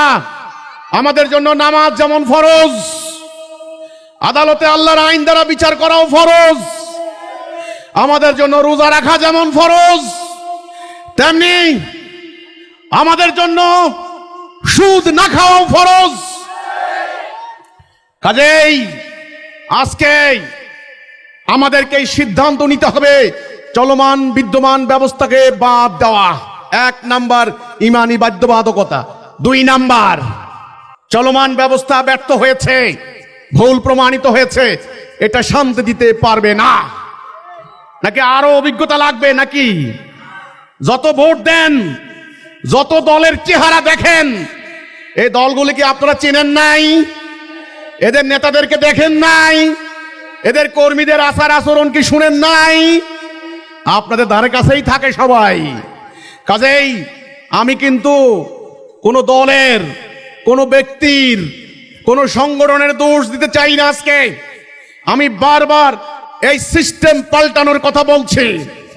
এই সিস্টেমকে পাল্টাতে হবে। তাহলে দিন কয় প্রকার? আল্লাহর দেওয়া দিন, মানুষের তৈরি করা দিন। দিন কয় প্রকার? তাহলে শান্তি আসবে কার দিন? আল্লাহর দিন। আমরা কায়েম করব কার দিন? আল্লাহর দিন। আল্লাহর দিন, দিনুল হক, এই জমিনে কায়েম করাই আমার আপনার উপরে ফরজ, বাধ্যতামূলক। আনাকিমুদ্দিন, দিন কায়েম করো। কোথায় কায়েম করবেন? পরকালে, বনাঞ্চলে? এই পৃথিবীর মানব জীবনে আল্লাহ দিন কায়েম করো। আমি প্রথমেই বলেছি আমার জীবনের উদ্দেশ্য কি? আল্লাহর খেলাফত করা। আল্লাহর খেলাফত করব কি দিয়ে? আল্লাহর হুকুমের আনুগত্য করে। হুকুম মানার অঙ্গীকার হচ্ছে লা ইলাহা ইল্লাল্লাহ। কত পরিষ্কার? এবার আমি বলবো নবীর আগমনের উদ্দেশ্য কি? সূরা ফাতিহা 28, সূরা সফ 9, সূরা তওবা 33। আল্লাহ বললেন ওয়াল্লাযী আরসালা রাসূলাহু বিল হুদা ওয়া দীনিল হক লিইয়ুযহিরাহু আলা দ্বীনি কুল্লিহি। হিদায়াহ এবং সত্য দিন দিয়ে আমার নবী পাঠিয়েছি, রাসূল পাঠিয়েছি, যেন অন্য সমস্ত দ্বীনের উপর এটাকে প্রতিষ্ঠা করে। তাহলে নবীর আগমনের উদ্দেশ্য কি? মানব জীবনে আল্লাহর দ্বীন কায়েম করা, আল্লাহর দ্বীন প্রতিষ্ঠা করা। এই কোরআন নাযিলের উদ্দেশ্য কি? এই কোরআন হচ্ছে আল্লাহর দ্বীনের মূল বিধান, হারাম হালালের বিধান, ন্যায় অন্যায়ের মানদণ্ড, বৈধ অবৈধের মানদণ্ড। এটার নাম ফুরকান। কোনটা মানবো, কোনটা মানবো না, কোনটা গ্রহণ করব, কোনটা বর্জন করব, গ্রহণ এবং বর্জন, কোনটা নেব, কোনটা নেব না, মানদণ্ড কি? কোরআন। এটা হলো আল্লাহর দ্বীনের মূল বিধান। তাহলে আল্লাহর দ্বীন আল্লাহ পাঠিয়েছেন কার উপরে? রাসূলের উপরে। উদ্দেশ্য কি? এটাকে প্রতিষ্ঠা করে শান্তি কায়েম, মানুষ যেন দরজা খুলে ঘুমাতে পারে।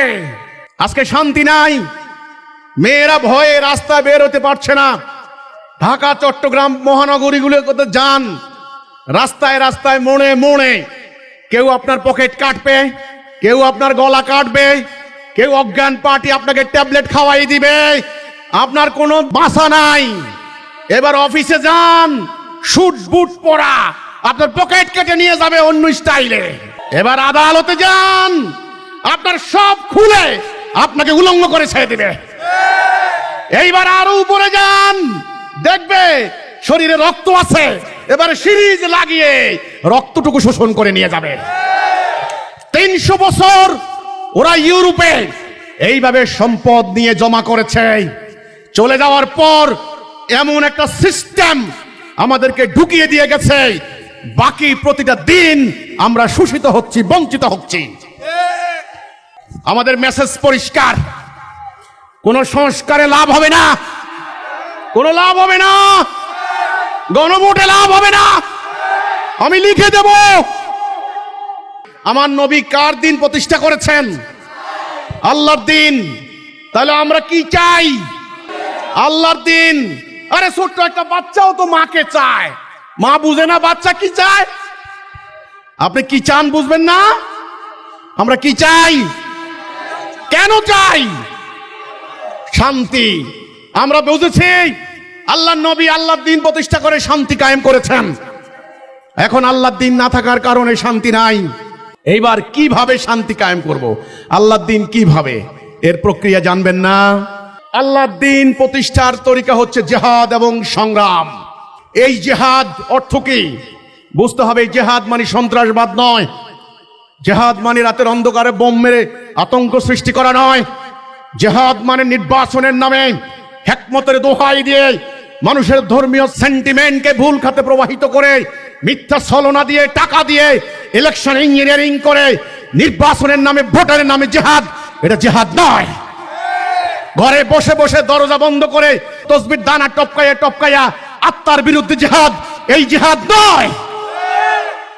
নির্বাচনের নামে ইলেকশন ইঞ্জিনিয়ারিং করে ওই ভোটের নামে রাজনীতিতে, এটার নাম জিহাদ নয়। তাহলে জিহাদ কি?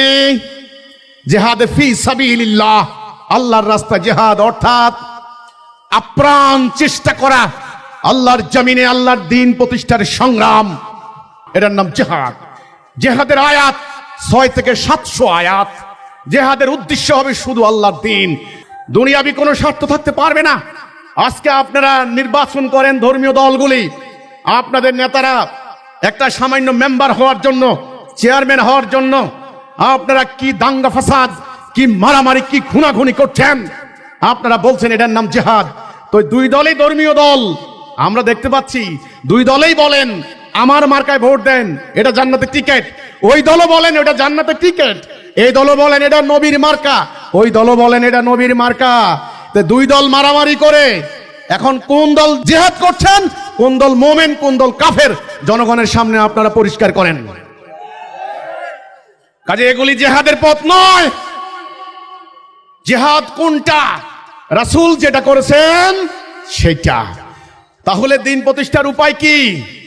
জিহাদ।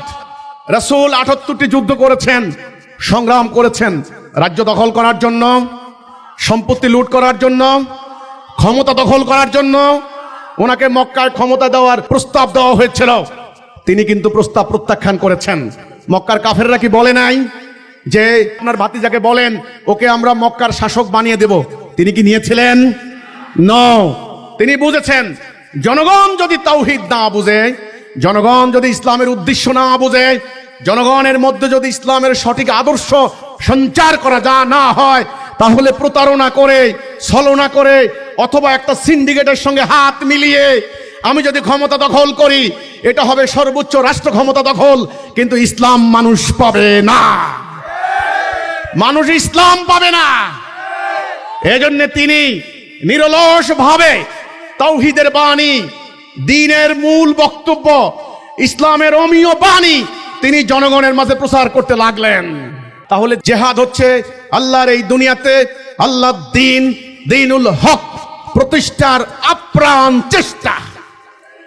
এই জিহাদের দুনিয়াবি কোনো লক্ষ্য থাকতে পারবে না, একটা ইটের টুকরার আশাও করতে পারবেন না, শুধু আল্লাহর সান্নিধ্য অর্জন।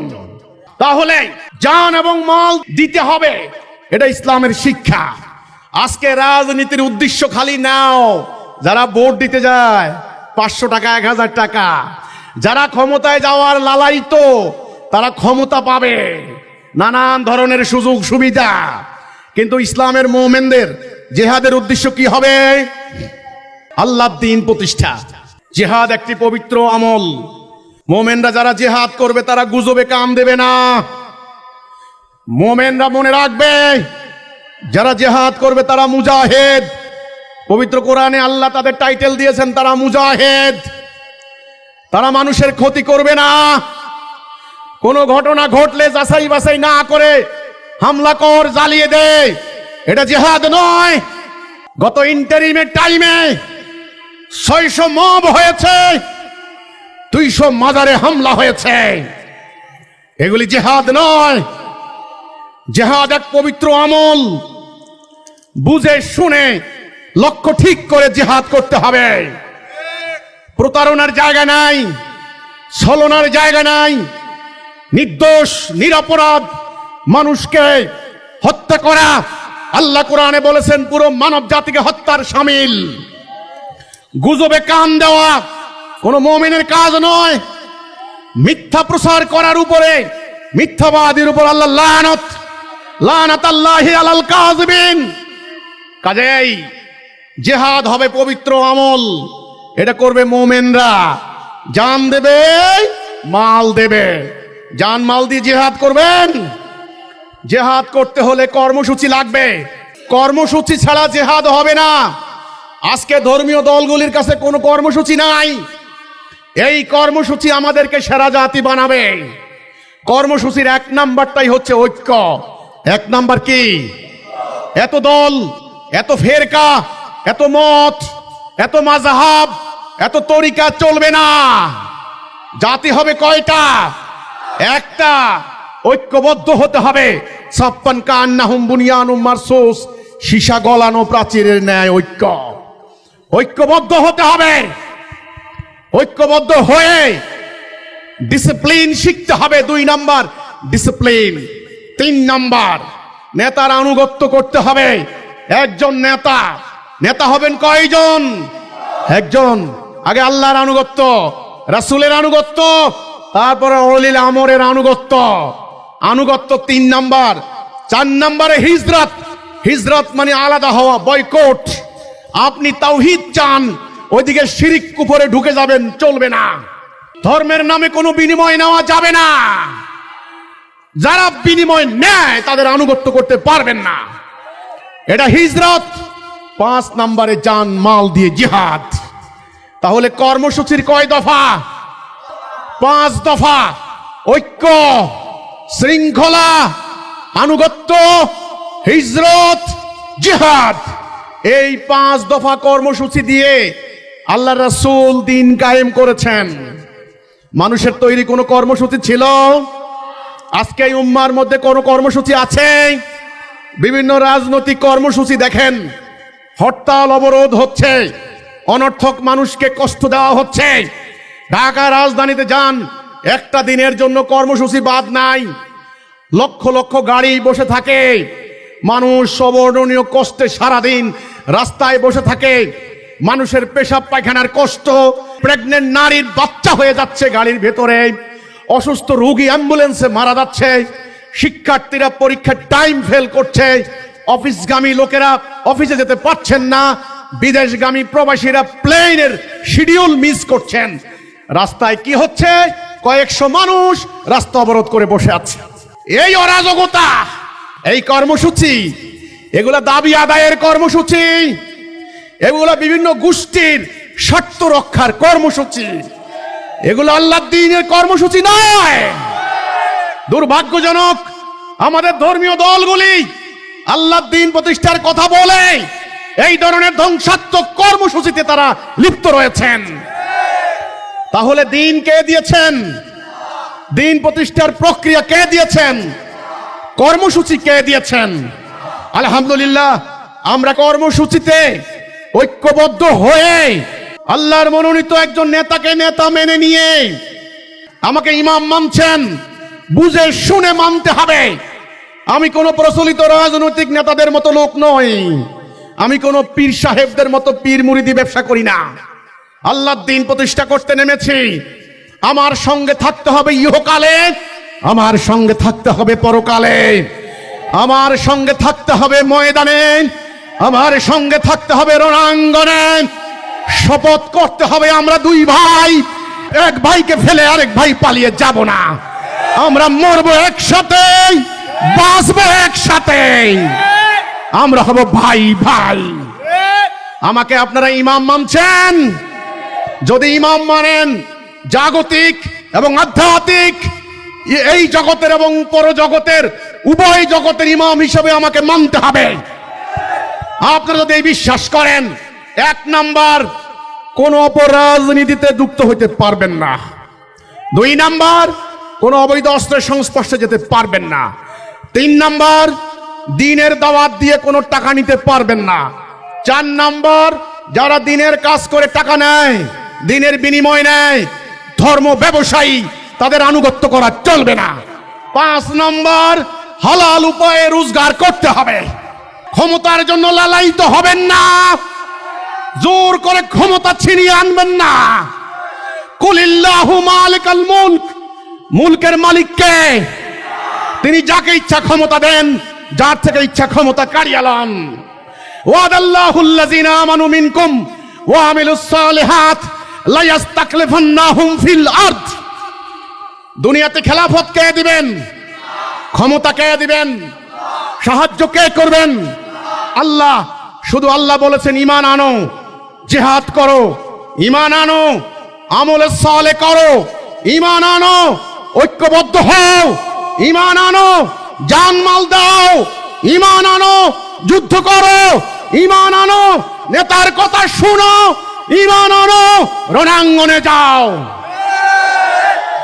আপনি শুধু আল্লাহর ওয়াদা পূরণ করেন, আল্লাহ ওয়াদা পূরণ করবেন। আল্লাহ ওয়াদা রক্ষায় হক, ওয়াদান আলাইহি হাক্কান ফিত তাওরাতি ওয়াল কুরআনি ওয়াল ইনজিল। সাবধান, মিথ্যা প্রতারণা ছলনা করবেন না। আমার কোন কর্মী যেন গুজবে কান না দেয়, আমার কোন কর্মী যেন মব সন্ত্রাসে লিপ্ত না হয়, আমার কোন কর্মী যেন অন্যায় না করে। সাবধান, শুধুমাত্র একটা কথা, আমার পাড়ায় মহল্লায় নিজের পকেটের টাকা খরচ করে আপনি শুধু ঈমানের ডাক দিবেন। কিসের ডাক? কিসের ডাক? কলেমার ডাক, তাওহীদের ডাক। এই পথ হারা মানুষকে বলেন, হে মানুষ, এই প্রতারণার রাজনীতি তোমাদেরকে জাহান্নাম নিয়ে যাবে। হে মানুষ, তোমরা ঈমান আনো। আল্লাহর পক্ষ থেকে ঈমানের ডাক চলে এসেছে, তাওহীদের ডাক চলে এসেছে, আল্লাহর দ্বীনের আকীদা চলে এসেছে, হিদায়াত চলে এসেছে। আল্লাহর এক বান্দা দাঁড়িয়ে তোমাদেরকে জান্নাতের দিকে ডাকছেন, তোমরা আসো, আসো। ঈমানের ডাক, তাওহীদের ডাক, কলেমার ডাক। ওরা যদি না আসে, আপনার কিছু করার নাই। নিবে কি নিবে না, এটা তার ব্যাপার।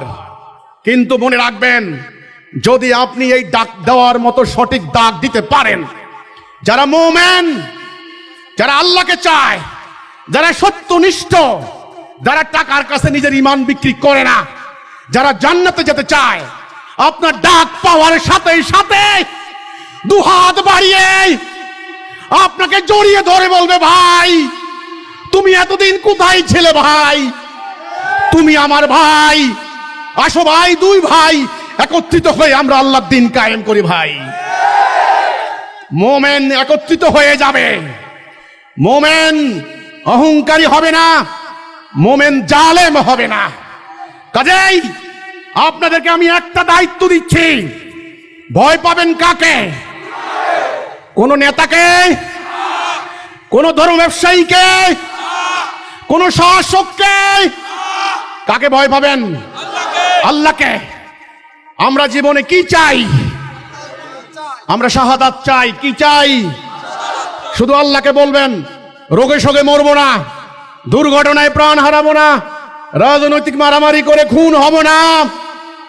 নো, রণাঙ্গনে অন্যায়ের বিরুদ্ধে ন্যায় প্রতিষ্ঠা করতে গিয়ে জিহাদে আমি শহীদ হব। এবার আমি আমাদের দেশের ওলামায়ে কেরামকে বলতে চাই, মোহতারাম ওলামায়ে কেরাম, আমার বিরুদ্ধে, হিজবুত তাওহীদের বিরুদ্ধে হাজার মিথ্যাচার করা হচ্ছে, যেটা আমরা বলি নাই, যেটা আমরা করি নাই, এমন এমন জঘন্য মিথ্যা চালু করে দিয়ে আমার ভাই বোনদেরও আক্রমণ করা হয়েছে। আমি আপনাদেরকে বলতে চাই, আপনারা মাদ্রাসায় লেখাপড়া করেছেন, কোরআনের জ্ঞান হাসিল করেছেন, হাদিস মুখস্থ করেছেন, মাসলা মাসাইল মুখস্থ করেছেন। আমি আপনাদেরকে বলতে চাই, আপনারা অস্বীকার করতে পারবেন না যেই রাষ্ট্রে কোরআনের আইন চলে না, সেই রাষ্ট্রের মানুষ জাতিগতভাবে মুসলমান দাবি করতে পারে না, মুসলিম দাবি করতে পারে না। যারা আল্লাহর তাওহীদ মানে না, আল্লাহর রাস্তায় সংগ্রাম করে না, তারা মুমিন দাবি করতে পারে না। কাজেই উলামায়ে কেরামদের প্রতি আমার স্বনির্বন্ধ অনুরোধ, এক নাম্বার, আলেমরা আমার বিরুদ্ধে যে মিথ্যাচার করা হচ্ছে আপনারা সেটা যাচাই বাছাই করবেন। দুই নাম্বার, আপনাদের জ্ঞান, আপনাদের এলেম, আপনারা জনগণকে, ধর্মপ্রাণ মানুষকে, যারা মসজিদে আসে মুসল্লি, যারা ওয়াজ মাহফিলে ওয়াজ শুনতে আসে এবং যারা বিভিন্ন খানকায় পীরের কাছে যায়, আপনারা আলেমরা আপনাদের জ্ঞান, আপনাদের প্রজ্ঞা, আপনাদের শ্রম, আপনাদের অর্থ দিয়ে আপনারা আল্লাহর দ্বীনের পক্ষে জনমত তৈরি করুন। আপনাদেরকে যে কথাটা বলতে চাই আজকের এই সমাবেশ থেকে, আপনাদের এলাকার মধ্যে যে সমস্ত মসজিদের ইমামরা আছেন তাদের কাছে পরিষ্কার বার্তা দিয়ে দেবেন, হিজবুত তাওহীদ চায় আল্লাহর কোরআনের বিধান দ্বারা রাষ্ট্র পরিচালিত হোক। হিজবুত তাওহীদের প্রস্তাবিত তাওহীদ ভিত্তিক রাষ্ট্র ব্যবস্থা যদি কায়েম হয় তাহলে ইমামরা সম্মানিত হবেন। ইমামরা আজকে ওই মানুষের দান ভিক্ষার উপরে তাদের জীবন নির্বাহ করতে হবে না, তাদের মর্যাদা রক্ষা হবে ইনশাআল্লাহ। ইমামরাও জানেন, তাদেরকে বলবেন হিজবুত তাওহীদ আন্দোলন আল্লাহর দ্বীন প্রতিষ্ঠার জন্য জানমাল দিয়ে নেমেছে। কাজে আমি আলেমদেরকে বলতে চাই, আপনারা মাদ্রাসায়, মসজিদে, আপনারা ওয়াজ মাহফিলে ধর্মপ্রাণ মুসলমানদের সামনে তাওহীদের গুরুত্ব, ইসলামী রাষ্ট্র ব্যবস্থার গুরুত্ব, জিহাদের গুরুত্ব, আল্লাহর দ্বীন কায়েমের গুরুত্ব তুলে ধরুন। অতীতে মানুষের ইমানকে হাইজ্যাক করে বহু জাতিবিনাশী কর্মকাণ্ড ঘটানো হয়েছে। আমার স্বনির্বন্ধ অনুরোধ থাকবে, আমাদের ধর্মপ্রাণ মুসলমানদের ইমানকে যেন আর হাইজ্যাক করতে না পারে। আমি সম্মানিত উলামায়ে কেরামদের প্রতি স্বনির্বন্ধ অনুরোধ করব, আমাদের বিরুদ্ধে যেই সমস্ত অপপ্রচার চালানো হয়েছে, আজকের এই সমাবেশ, হাজার হাজার নারী পুরুষ এখানে, এই হাজার হাজার নারী পুরুষের মধ্যে হাজার হাজার নারী, শত শত শিশু এসেছেন। কোন রাজনৈতিক জনসভায়, কোন সম্মেলনে নারী পুরুষ এইভাবে 100% ইজ্জত নিরাপত্তার সঙ্গে থাকতে পারবেন কিনা সন্দেহ আছে। কাজে এই নিরাপত্তা আমরা কায়েম করেছি আল্লাহর দ্বীনের শৃঙ্খলা অনুসরণ করে। আমি উলামায়ে কেরামদেরকে বলতে চাই, আমাদের বিরুদ্ধে যারা অপপ্রচার করছে তাদের কথা আপনারা শুনবেন না, আপনারা আমাদের কথা শুনুন, আমার বক্তব্য শুনুন। আমি বাংলাদেশে যারা রাজনীতি করছেন, আমি রাজনৈতিক দলের সকল পর্যায়ের নেতা কর্মীদেরকে বলতে চাই, ভাইরা আমার, আপনারা এই মাটির সন্তান, এই ধাপ্পাবাজের রাজনীতির চরিত্র, এর উদ্দেশ্য, এর বৈশিষ্ট্য আপনারা দেখেছেন, আর কি দেখা লাগবে? একটা দল 15 বছর দেশ শাসন করেছে, ঘটি বাটি নিয়ে দেশ থেকে পালিয়েছে। এই রাষ্ট্রের সেনাপতি যখন পালিয়ে যায়, এই রাষ্ট্রের প্রধান বিচারপতি যখন পালাতে হয় নিরাপত্তার ভয়ে, এই রাষ্ট্রের পুলিশের প্রধান কর্মকর্তা আইজি যখন পালাতে হয়, এই রাষ্ট্রের প্রধান মসজিদের বাইতুল মোকাররমের খতিব যখন পালাতে হয়, সচিবকে যখন পালাতে হয়, মন্ত্রীকে যখন মাথার মধ্যে ঢিলা মারে, এমপিকে যখন উলঙ্গ করে জাইঙ্গা পড়ে রাস্তায় রাস্তায় ঘুরায়, এই রাজনীতি আর কতদিন করবেন? এই রাজনীতি ধ্বংস করে দিয়েছে যারা অতীতে দল করেছেন। তাদের কোন নেতা কর্মী রাস্তায় রাস্তায় তারা বাঘের মতো বিচরণ করত, যারা ওদেরকে তাড়িয়ে দিয়েছে আজকে তারা বিচরণ করে। আর ওই দলের নেতা কর্মীদের ঘরে ঘুমানো হারাম হয়ে গিয়েছে। হাজার হাজার মামলা অতীতেও হয়েছে, এখনো হচ্ছে মিথ্যা মামলা। এই মামলা দেওয়ার উদ্দেশ্য হচ্ছে যেন আগামীতে নির্বাচনে আসতে না পারে। তাহলে গণতন্ত্রের নামে এই প্রতারণা। গণতন্ত্রের কথা হচ্ছে মানবাধিকার, মানবাধিকারের কথা, বাক স্বাধীনতার কথা, এটা প্রতারণা। নির্বাচনের কথা বলা হয় যে নির্বাচন হচ্ছে জনগণের প্রতিনিধি রাষ্ট্র পরিচালনা করবে জনগণের ম্যান্ডেট নিয়ে, এটা হচ্ছে গণতন্ত্র। আমার কথা হচ্ছে পবিত্র কোরআন জনগণের নির্বাচিত প্রতিনিধি রাষ্ট্র পরিচালনা করবে, কোরআনের বিপক্ষে নয়। কোরআনে একটা সূরা আছে, সূরা শূরা। কাজেই আল্লাহর বিধানের নিয়ম আছে। মুসল্লিদের বিনা অনুমতিতে, মুসল্লিদের সন্তুষ্টির বাহিরে কোন ইমাম ইমামতি করতে পারে না। তো কাজেই নির্বাচিত প্রতিনিধি রাষ্ট্র পরিচালনা করবে, এইখানে আমাদের কোনো আপত্তি নাই। কিন্তু নির্বাচিত প্রতিনিধি পার্লামেন্টে গিয়ে কার আইন বলবৎ করবে, এখানেই হচ্ছে অবজেকশন। যদি ওরা পার্লামেন্টে গিয়ে নিজেদের আইন বানায় তাহলে এরা হয়ে যাবে বিধানদাতা, বিধাতা। এটা হলো গায়রুল্লাহ। আর যদি তারা ওখানে গিয়ে আল্লাহর দেওয়া বিধান মোতাবেক রাষ্ট্র পরিচালনা করে, ওটা হবে আল্লাহর খেলাফত। ওই খেলাফতে কোনো কাউকে পালাইতে হবে না, ঘরের দরজা বন্ধ করতে হবে না, কোনো নারীকে ইজ্জত হারাইতে হবে না, সুদের টাকা শোধ করতে না পারে কোনো কৃষককে আত্মহত্যা করতে হবে না, ন্যায় বিচার প্রতিটা মানুষের দৌড়গোলায় চলে যাবে, 10 টাকার চালের জন্য ট্রাকের পিছনে মারামারি করতে হবে না। এই রাজনীতি নাই, এই রাষ্ট্রনীতি নাই। আমি রাজনৈতিক দলের সকল পর্যায়ের নেতা কর্মীকে সুনির্বন্ধ অনুরোধ করব, আজকে রাজনীতি হয়ে গেছে এদের এলাহ। মক্কার কাফেররা কাঠ পাথরের মূর্তির পূজা করত না, কোনো ন্যায় অন্যায় দেখতো না, মূর্তির পূজা করত। ওই মূর্তির পূজারীরা লাত, মানাত, উজ্জা, হুবল দেবতার পূজা করত। আর এই তন্ত্র মন্ত্রের পূজারীরা এরা আল্লাহর কোন বিধানের আনুগত্য করে না, এরা এই তন্ত্র মন্ত্রের পূজা করে। গণতন্ত্রের নামে প্রতারণা, সমাজতন্ত্রের নামে জুলুম, রাজতন্ত্রের নামে স্বৈরাচার, এরা এই পূজা করে। কাজেই যারা রাজনীতি করছেন আমি তাদেরকে বলতে চাই, সাময়িক কিছু স্বার্থ পেতে পারেন, কিছু ক্ষমতা পেতে পারেন, চেয়ারম্যান, মেম্বার, এই ধর্মপ্রাণ দেশপ্রেমিক মানুষগুলিকে শাসন করার জন্য একটা সুযোগ পেতে পারেন, কিন্তু চূড়ান্ত লানত থেকে বাঁচতে পারবেন না। আজকে এক দলের কর্মী আরেক দলের হাতে খুন হচ্ছে, নিজ দলের নেতা নিজ দলের নেতাকে খুন করছে। এটা কি লানত নয় কি? এই রাজনীতি কোনো মুসলমান করতে পারে? আমি যারা রাজনীতি করছেন আমি তাদেরকে বলতে চাই, আপনারা হয়তো মনে করছেন আপনারা যে ইসলামের কথা বলেন, আমরা তো জানি ইসলাম মানে নামাজ রোজা করো, নামাজ পড়ো, তসবিহ তাহলিল করো, বুড়াকালে দাড়ি রাখো, তসবিহ দানা টপকাও বাজারে বাজারে, টুপি পরো, পাগড়ি পরো, আর একটু বয়স হলে তবলিগে চিল্লায় চলে যাও। আমরা তো জানি ইসলাম মানে এইটা। নো, ওই পাশ্চাত্য সভ্যতা ব্রিটিশরা 1780 সালে পরিকল্পিতভাবে মাদ্রাসা প্রতিষ্ঠা করে ইসলাম সম্পর্কে একটা বিকৃত আইডিয়া জনগণের মধ্যে চালু করে দিয়েছে।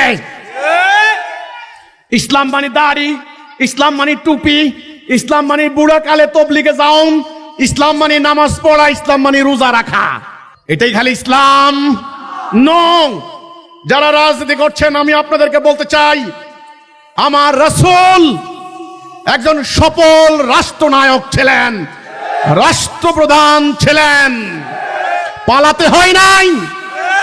আমার রাসূল সেনাবাহিনীর প্রধান ছিলেন, ওনার সেনাবাহিনী কোনো জুলুম করে নাই, অন্যায় করে নাই।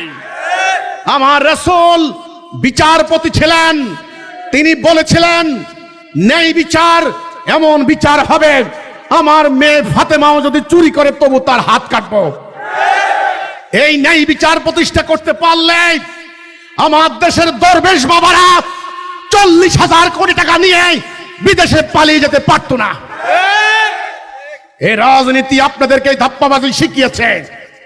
আপনারা যারা রাজনীতি করেন, আগামী দিন নির্বাচনে হলফনামা দিয়েছেন, বুকে হাত দিয়ে বলেন সত্যিকার অর্থে সত্যিকারের মায়ের সন্তান হয়ে থাকলে দু একটা বাদে অধিকাংশই নির্বাচনী হলফনামায় মিথ্যা তথ্য দিয়েছেন।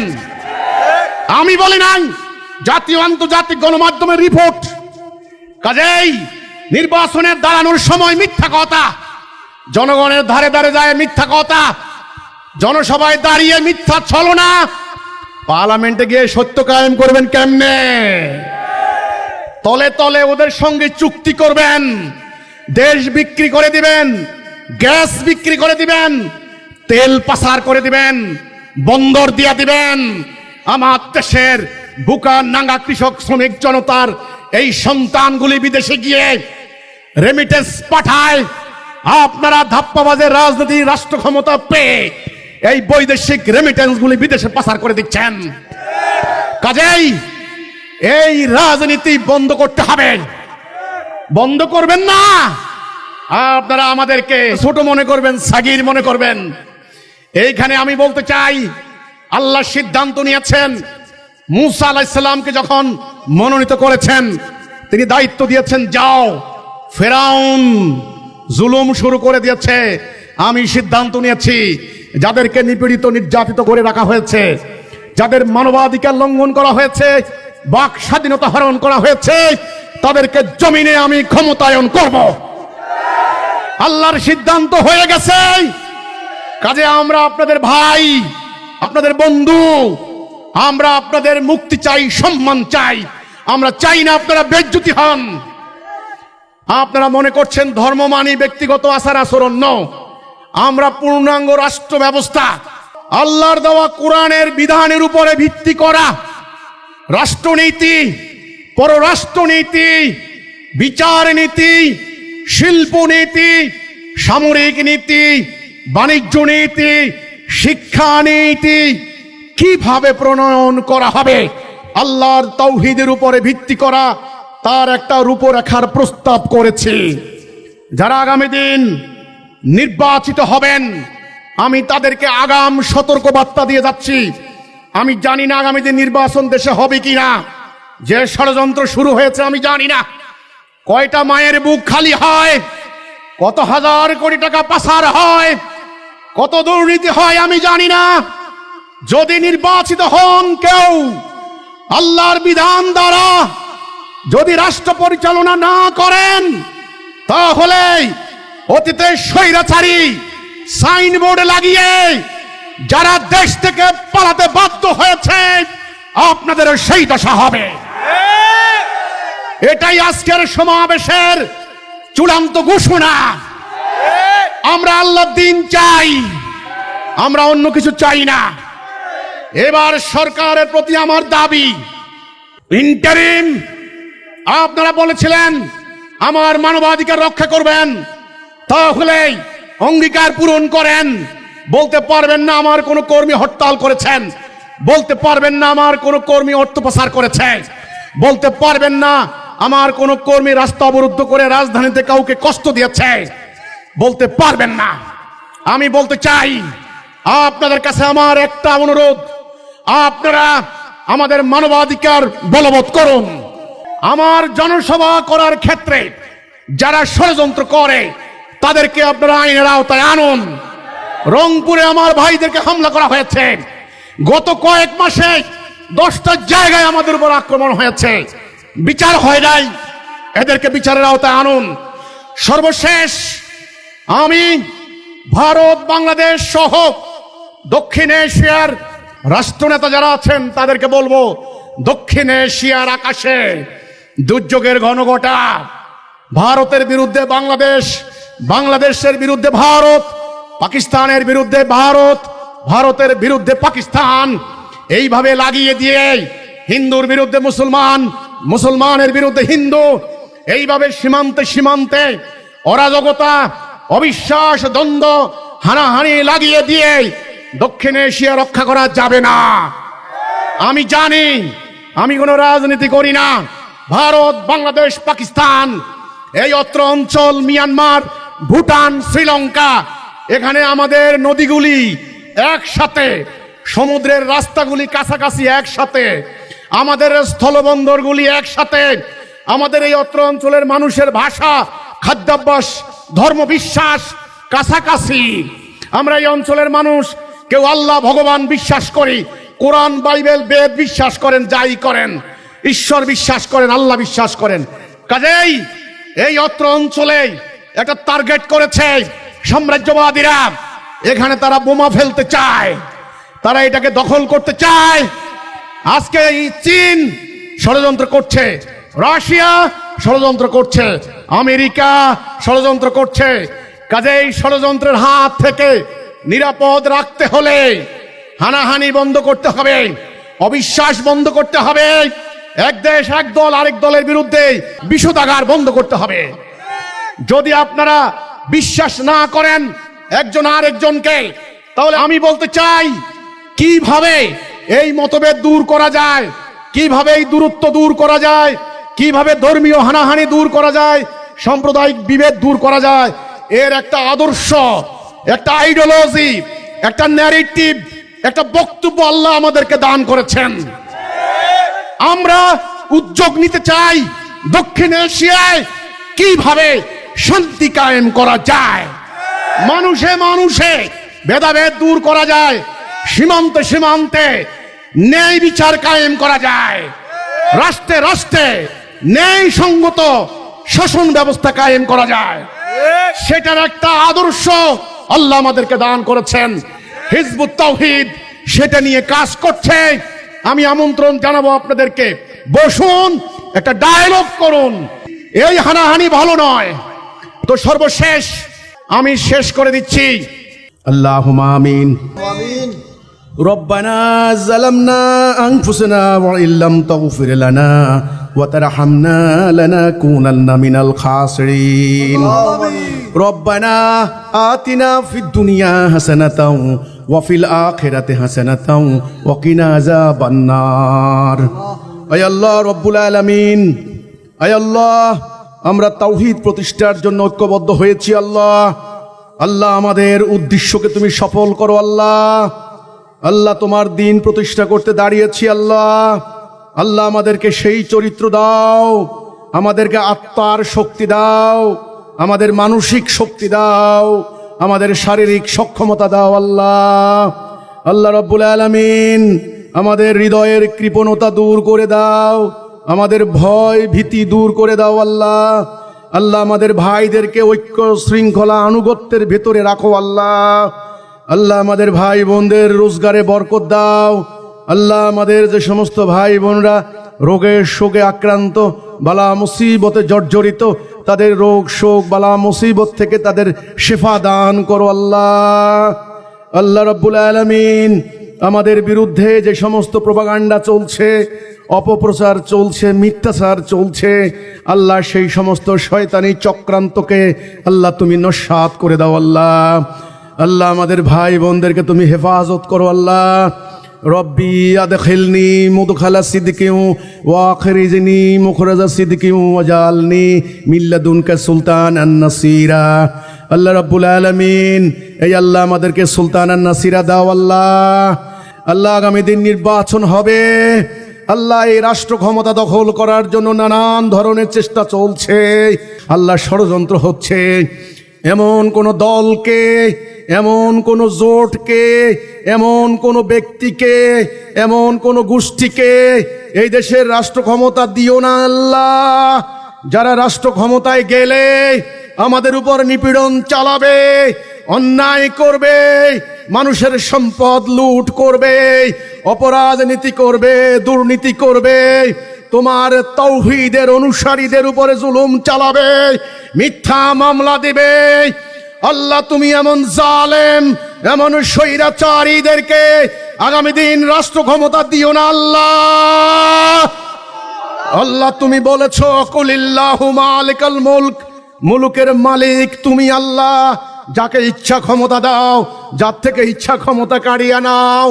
আল্লাহ তোমার মোমেনরা ময়দানে আছে, আল্লাহ তোমার মোমেনদেরকে তুমি ক্ষমতায়ন করো আল্লাহ। আল্লাহ তোমার নিকট আমাদের করজোরে প্রার্থনা, আমাদেরকে তুমি কঠিন পরীক্ষায় নিক্ষেপ করিও না আল্লাহ। আগামী দিন রাষ্ট্র ক্ষমতা পেলে যারা আমাদের উপরে জুলুম করতে চায়, যারা অন্যায় করতে চায়, যারা মানুষের অধিকার ধ্বংস করতে চায়, যারা মানবাধিকার ধ্বংস করতে চায়, এমন জালেমদেরকে তুমি রাষ্ট্র ক্ষমতায় দিও না আল্লাহ। আল্লাহ তোমার কুদরতি সাহায্য, আল্লাহ তোমার গায়বী মদত দ্বারা এদের সমস্ত অভিপ্রায় তুমি নস্যাৎ করে দাও আল্লাহ। আল্লাহ তুমি তাদের সমস্ত অভিপ্রায় নস্যাৎ করে দাও। আগামী দিন জাতির মস্তকের উপরে এমন ধরনের শাসক দাও যারা ন্যায় বিচার করবে, যারা সুবিচার করবে, যারা মানবাধিকার রক্ষা করবে, যারা তোমার দ্বীনের পক্ষে থাকবে, যারা তোমার দ্বীনের মোমেনদেরকে, মুজাহিদদেরকে সম্মান করবে। আল্লাহ তুমি তাদেরকে আগামী দিন এই রাষ্ট্র পরিচালনার জায়গায় নাও আল্লাহ। আল্লাহ তুমি জালেমদেরকে নিশ্চিহ্ন করে দাও আল্লাহ। আল্লাহ তোমার গায়েবী মদত চাই, আল্লাহ তোমার আধ্যাত্মিক মদত চাই আল্লাহ। আল্লাহ তোমার মালায়েক ফেরেশতাদেরকে তুমি নামিয়ে দাও আল্লাহ। আল্লাহ কোনো বান্দা যখন অসহায় হয়ে যায়, নিপীড়িত নির্যাতিত মানুষ তখন দুহাত তুলে তোমার নিকট প্রার্থনা করে। আল্লাহ আমরা তোমাকে বিশ্বাস করি, তোমার ক্ষমতার কোনো সীমা নেই, তুমি অসীম, তুমি সকল কিছুর উপর ক্ষমতাবান। তুমি যখন কোনো কিছু চাও সঙ্গে সঙ্গে বলো কুন ফায়াকুন, হয়ে যায়। আল্লাহ তুমি দয়া করে আমাদেরকে তোমার দ্বীনের আনুগত্য করার তৌফিক দাও, তোমার খেলাফত করার তৌফিক দাও আল্লাহ। আমরা সাম্রাজ্যবাদীদের বোমার নিশানা হতে চাই না, আমরা উদ্বাস্তু শিবিরে যেতে চাই না, আমরা ত্রাণ শিবিরে ভিক্ষা করতে চাই না, আমাদের নারী শিশুরা হত্যার শিকার হোক সেটা আমরা সহ্য করতে পারবো না। আল্লাহ রব্বুল আলামিন আমাদের মোমেন মোমেনা ভাই বোনদের হিম্মত দাও। বিভিন্ন দল ভোট ভিক্ষা করছে, আমরা তাদের কাছে ভোট চাইব না, আমরা শুধু তোমার দ্বীনের দিকে তাদেরকে ডাক দেব। আমাদের ডাক দেওয়ার জন্য, মানুষের ধারে ধারে যাওয়ার জন্য রাস্তা পরিষ্কার করে দাও আল্লাহ। আমাদেরকে ময়দান অনুকূল করে দাও, আমাদের ময়দান পরিষ্কার করে দাও আল্লাহ। সমস্ত প্রতিবন্ধকতা দূর করে দাও আল্লাহ। আল্লাহ তোমার নিকট প্রার্থনা, আগামী দিন রাষ্ট্র ক্ষমতা পেয়ে এমন কোন শক্তি যদি আমাদের উপর জুলুম করতে উদ্যত হয়, আল্লাহ তুমি গায়েবী মদত দ্বারা তাদের সমস্ত ষড়যন্ত্র নস্যাৎ করে দাও আল্লাহ। আল্লাহ তাদের ক্ষমতায়ন দিও না আল্লাহ। আল্লাহ তোমার মোমেনদেরকে ক্ষমতা দাও আল্লাহ। আল্লাহ তোমার মোমেনদেরকে ক্ষমতা দাও আল্লাহ। আল্লাহ তোমার মোমেনদেরকে ক্ষমতা দাও আল্লাহ। আল্লাহ আমাদেরকে যোগ্যতা দাও, আল্লাহ আমাদেরকে হিম্মত দাও, আমাদেরকে ভাই বানিয়ে দাও। আল্লাহ রব্বুল আলামিন রোগে শোকে মরতে চাই না, দুর্ঘটনায় প্রাণ হারাতে চাই না, হাসপাতালের বিছানায় বুড়া হয়ে অক্সিজেন কিনে কিনে বাঁচতে চাই না। আল্লাহ তোমার দ্বীন প্রতিষ্ঠা করতে গিয়ে মানুষের অধিকার রক্ষায় শহীদ হতে চাই। আল্লাহ আমাদের শাহাদাত কবুল করো আল্লাহ। আল্লাহ আমাদের শাহাদাত কবুল করো আল্লাহ। আল্লাহ আমাদের শাহাদাত কবুল করো আল্লাহ। আল্লাহ রব্বুল আলামিন, হে আল্লাহ, আল্লাহ তোমার খেলাফত করতে চাই, তোমার কোরআনের হুকুম মানতে পারছি না আল্লাহ। একদল মানুষ তো এখন জমিনে নেমেছে, আল্লাহ তাদের হাতকে শক্তিশালী করো আল্লাহ। আল্লাহ তাদের পাকে দৃঢ় করো আল্লাহ। আল্লাহ তাদের অর্থনৈতিক সমৃদ্ধি দাও আল্লাহ। আল্লাহ মনের কৃপণতা দূর করে দাও আল্লাহ। আল্লাহ আমাদের আলেম ওলামাদেরকে ঐক্যবদ্ধ হওয়ার তৌফিক দাও আল্লাহ। আল্লাহ আমাদের রাজনৈতিক দলের নেতা কর্মীদেরকে এই পাশ্চাত্যের অন্ধ অনুসরণ আল্লাহ বন্ধ করার হিম্মত দাও। তথাকথিত গণতন্ত্রের নামে ভাওতাবাজি থেকে তাদেরকে মুক্ত করো আল্লাহ। আল্লাহ আমাদের শাসকদেরকে আল্লাহ তুমি সত্য গ্রহণ করার হিম্মত দাও। আমাদের আইন শৃঙ্খলা বাহিনী যারা আছেন, সেনাবাহিনী, আল্লাহ তাদেরকে তোমার দ্বীনের পক্ষে শক্তি ধারণ করার তৌফিক দাও আল্লাহ। সুবহান রব্বিকা রব্বিল ইজ্জাতি আম্মা ইয়াসিফুন وسلام على المرسلين والحمد لله رب العالمين بحق كلمات طيبة لا إله إلا الله ومحمدا عبده ورسوله صلى الله عليه وسلم تسليما اللهم آمين